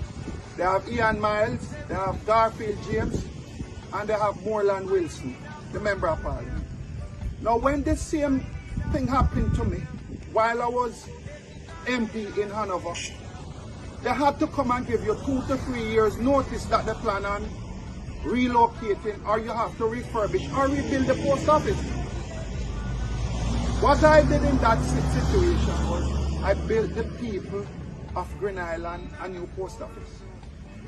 Now, if you take all 3 of them, you know, the JLP administration would have to call them into Kingston and to say to them, look, Labour rights, we're going to shut down the post office in Negril. And them as Labour rights would have to then turn to the other Labour rights in Kingston and say, please, I'm asking you, don't shut down the post office in Negril. I don't know who fight for the post office, if anybody fight for the post office at all, but the post office behind me in Negril now is closed. The 2 councillors and the Member of Parliament, the one from Sheffield, 8 years he has been in office, and the people of Sheffield have nothing to show. The one in Little London, Ian Miles, he has been there for 8 years, have nothing to show. Moreland Wilson has been there for 4 years, going on 5 now, nothing to show. You know, in a nutshell, let me say something to you. I am looking to work, you know, because me know how to serve the people of Westmoreland. I know how to serve people. If Ian Hales, me was your Member of Parliament, this would never have happened. If the People's National Party was in power, this would have never happened in Negril where the post office is closed. For everybody in Negril that needs the services of the Post Jamaica Postal Service must be able to operate and to come to Negril and do their business from their own post office. Enough is enough. Time come.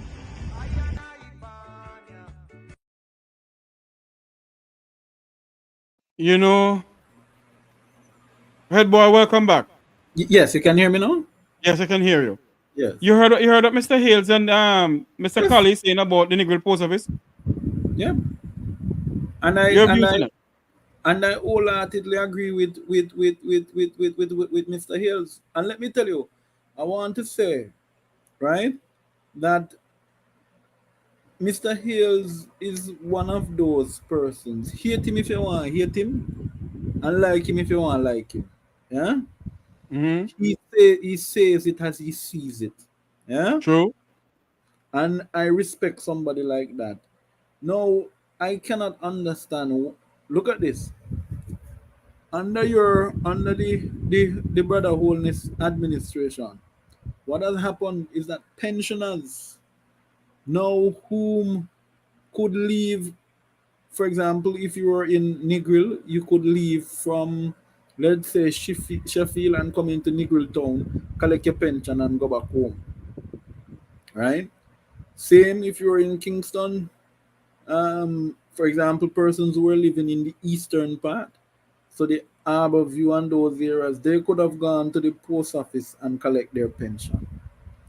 What we're seeing now with this level of attempt and move at forcing, of closing the post offices, and then having people going to go to the banks to collect their pension is absolutely wrong.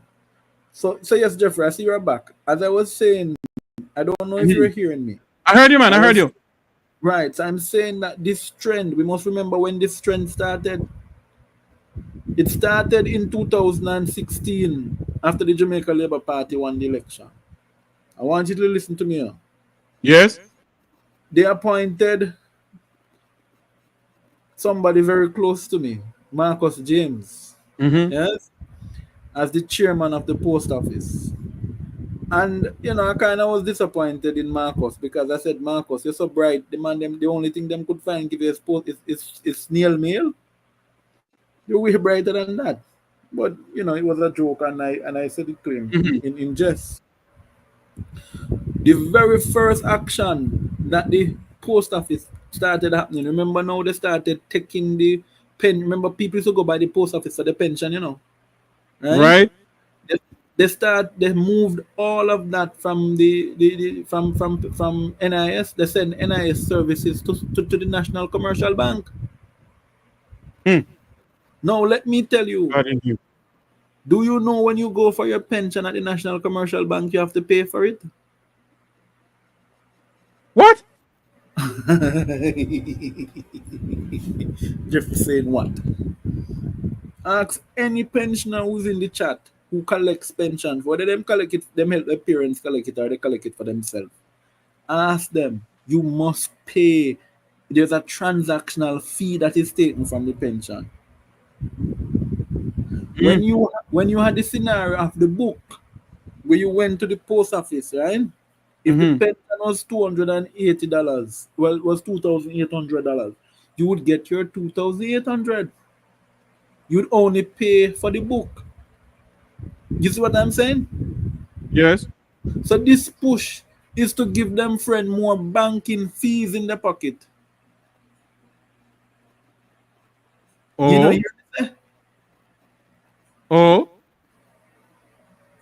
So hold on, so that is so the local trip and saving that the pensions they get. NCBF takes more of that too. Every bank that it is processed at wants something out of it. Oh, Jesus have mercy. NCB is the processing bank for pensions. Yeah? Make no mistake, my friend. It is Jamaica has become the land of the oligarchs. You think Putin have oligarch?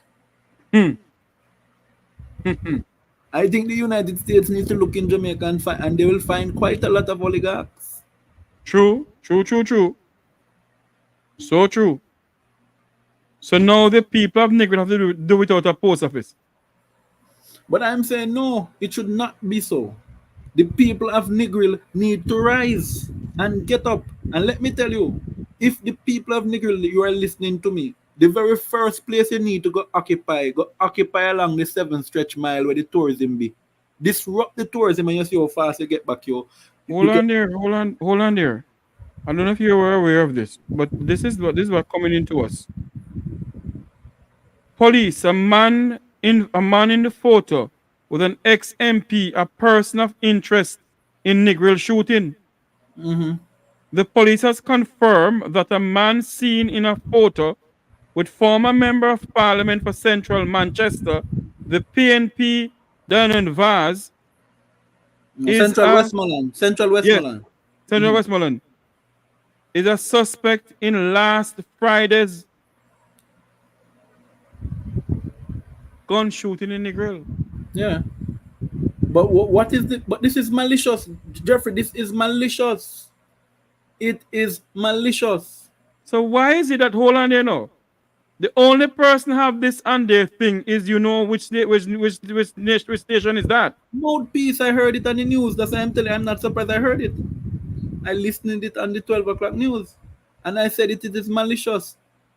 And Mr. Vaz should sue both them and the police. When you are an elected official, or when you are in the field of politics, you can tell who comes side you.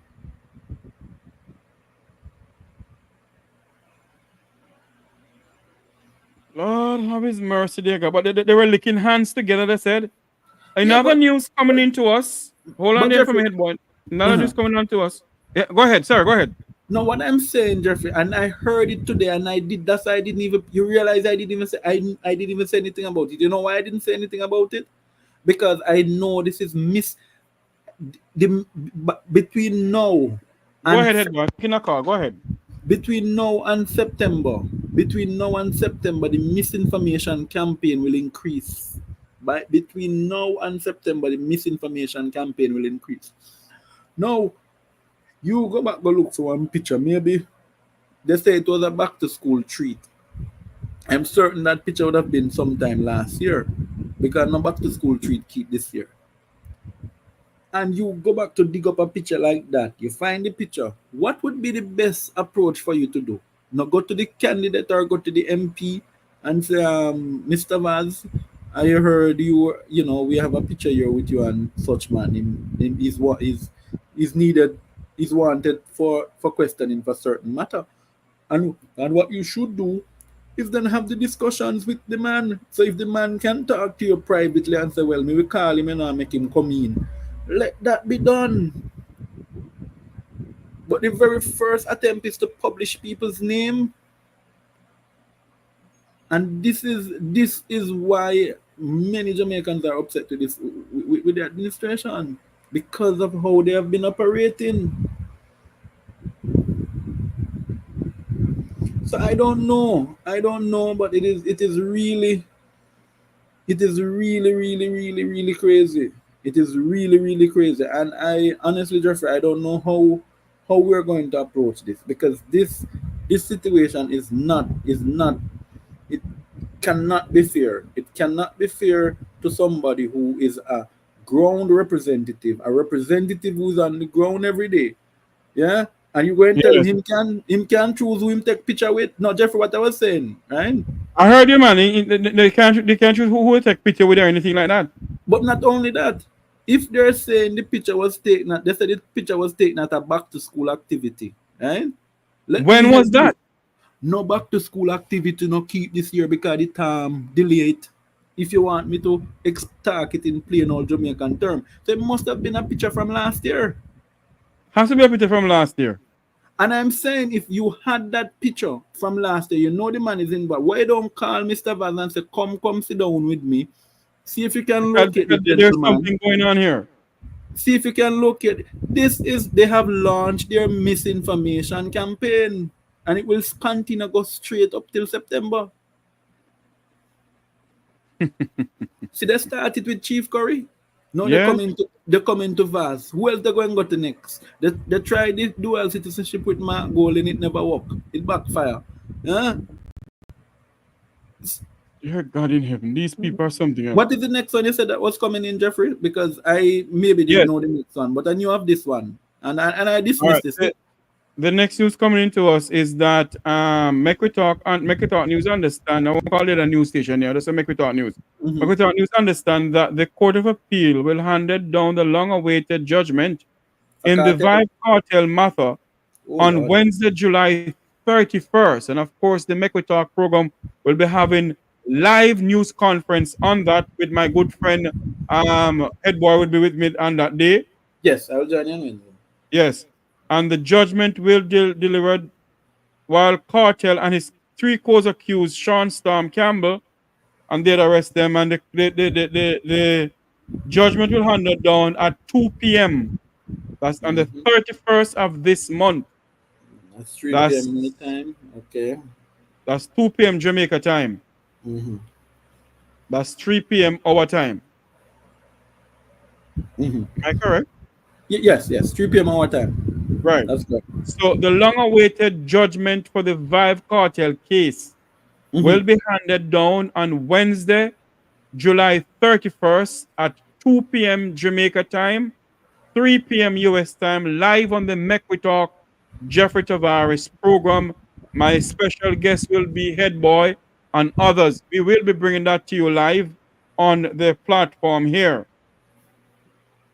So that is the only news we have coming into us. We won't go any further with the program more than what is going on in Accompong town is not doing good. It's not good. There's another news that we see here where how many Haitians arrived in Jamaica? 29 men arrived in Jamaica, five women and 1 boy. Haitians arrived on the shores of Jamaica over the weekend. Head boy? Yes, my friend. Your closing remarks for your people, sir. My closing remarks to my people is, especially the people of Negril, because this post office matter vex me, right? The Chamber of Commerce in Negril makes so much money. Yeah? A matter of fact, I don't think a lot of people know that the Chamber of Commerce in Negril, is one of the third largest in terms of income that it brings in the country. Did you hear what I said? You have Montego Bay, you have Kingston, then you have Negril. Yeah?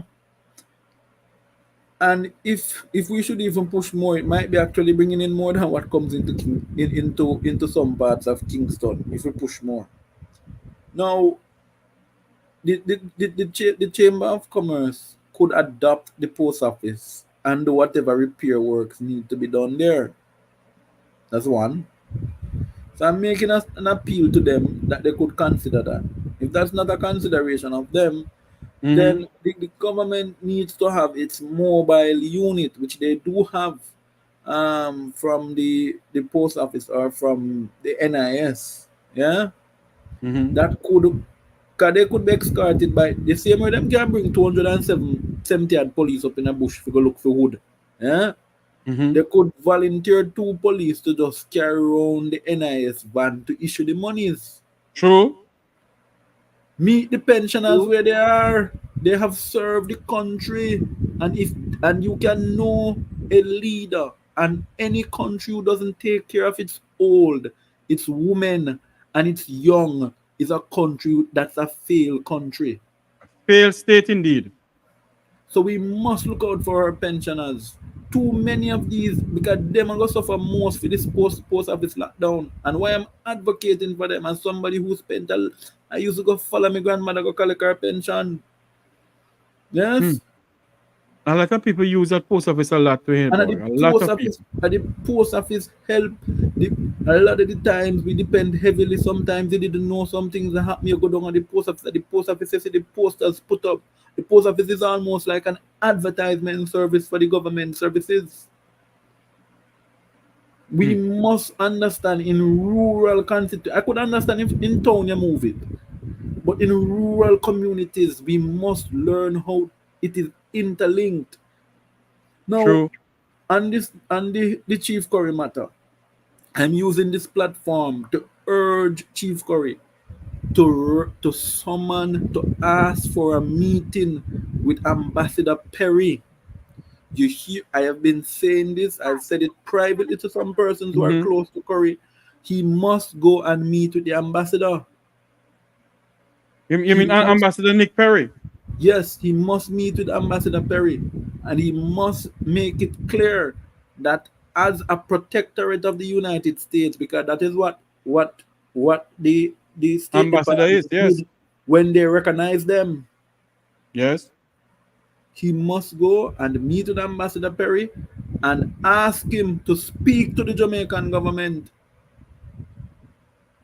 And not only Ambassador Currie he must go to the ambassador to the United Kingdom. Absolutely. So he must. And when he goes there, he must demand that, really demand, but ask of them and go to the person who's in charge of the United Nations here in Jamaica too. Exactly, because it needs to be a matter of fact. If I were like Chief Currie, I don't know who is on his press team. I don't know who can help him connect to get at least one proper media house to come and he does a press conference. Yeah. I would call a press conference. It is necessary to have a press conference in this matter. You're talking about people. Remember, the paper published say you're a criminal, is a person of interest. If nobody publish my name as person of interest, the first thing they must say I'm a criminal. So use the paper publish your name as a person of interest. You have to change the narrative. Change the narrative because you know what the truth is, and so many people won't be telling lies. So change the narrative. Change the narrative. That is my words. And I want to thank you for having me on, Jeffrey. I want to thank you, audience, for listening to me. And I hope that we did justice to our brothers and sisters in the Maroon community. And I know that Granny Nanny and Father Kojo is looking and smiling because he knows that there are few who have left in Sardis who have not dipped nor soiled their garments for filthy lucre in an attempt to sell out his children. So we will continue to fight and defend the Maroons who they are part of our heritage. Indeed, my friend. Before you go, though, let me play a video here with a good friend of ours before you go and hear what she's saying. And then I give my closing remarks and bid farewell. But hold on here. Hi, I'm Senator Gabriela Morris, MP aspirant for Northwest St. Anne, and I wanted to take some time out to share with you some tips that you can use to prepare for Hurricane Beryl. 1. It's important that you keep up to date with local as well as regional news to look out for any reports and to ensure that you stay in the know. 2. Make sure you have emergency supplies on hand. If you need your prescription medication, go ahead and stock up. And ensure that you have non-perishable food items to last you for at least 3 days. 3. It's important that you plan an evacuation route. So, check out the evacuation centers in your communities as well as your parish to know in case you need to leave your homes. 4. Batten down your windows and doors and ensure that your roof is secure. 5. This one is important. I want you to look out for each other. Ensure that you look out for the elderly, children, as well as people with disabilities.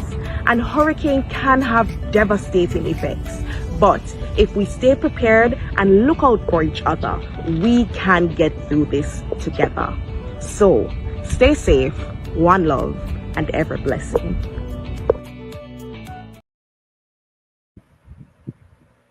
Although that was from Hurricane Beryl, I had to put that up anyhow. Well, I can tell you I received it well. And I'll follow the instruction. With a voice like that, I'll follow the instructions all day. I think the country needs a female prime minister, No disrespect to Mark Golding, but I think the country needs, after Mark becomes prime minister, the next turn we must turn to is to a woman. The country needs a female prime minister. There was just a different touch when Portia was around.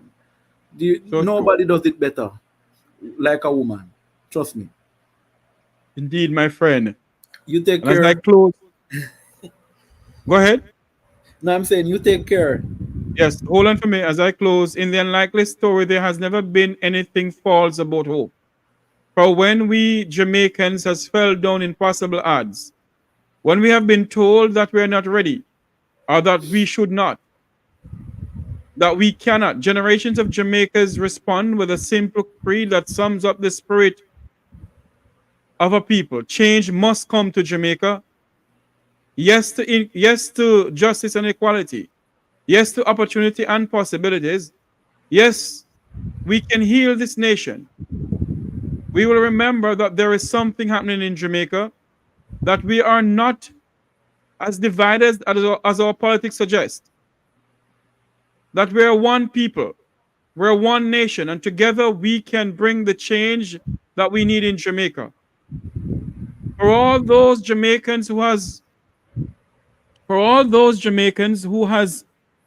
criticized and some have been concerned,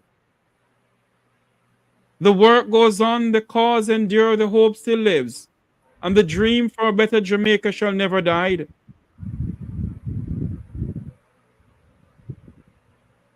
We will remember with one word that will ring out from Negril Point to Moran Point. The change must come. And the change that we as Jamaicans seek will never come from the People's National Party of the Jamaica Labour Party. The change that we seek in this country must come from us. And until you hear my voice again, may God bless you. Remember to like, share, and subscribe. Like, share, and subscribe to the Make We Talk Jeffrey Tavares YouTube channel. I want to say thanks to my good friend Head Boy. Thank you for coming on. Aluta continua, my friend. Take care. Thank you. Have a good day, everyone. I'm going to play the sound from Accompong Town. Here we go.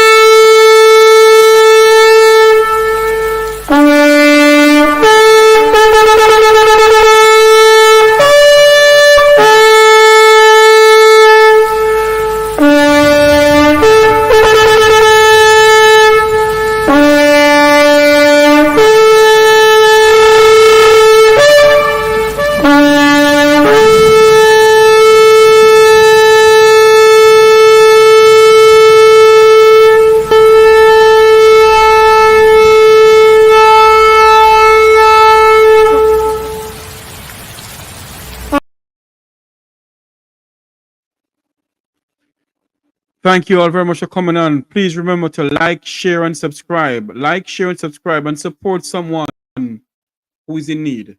May God bless you. May God bless Jamaica land we love. Have a great afternoon, everyone.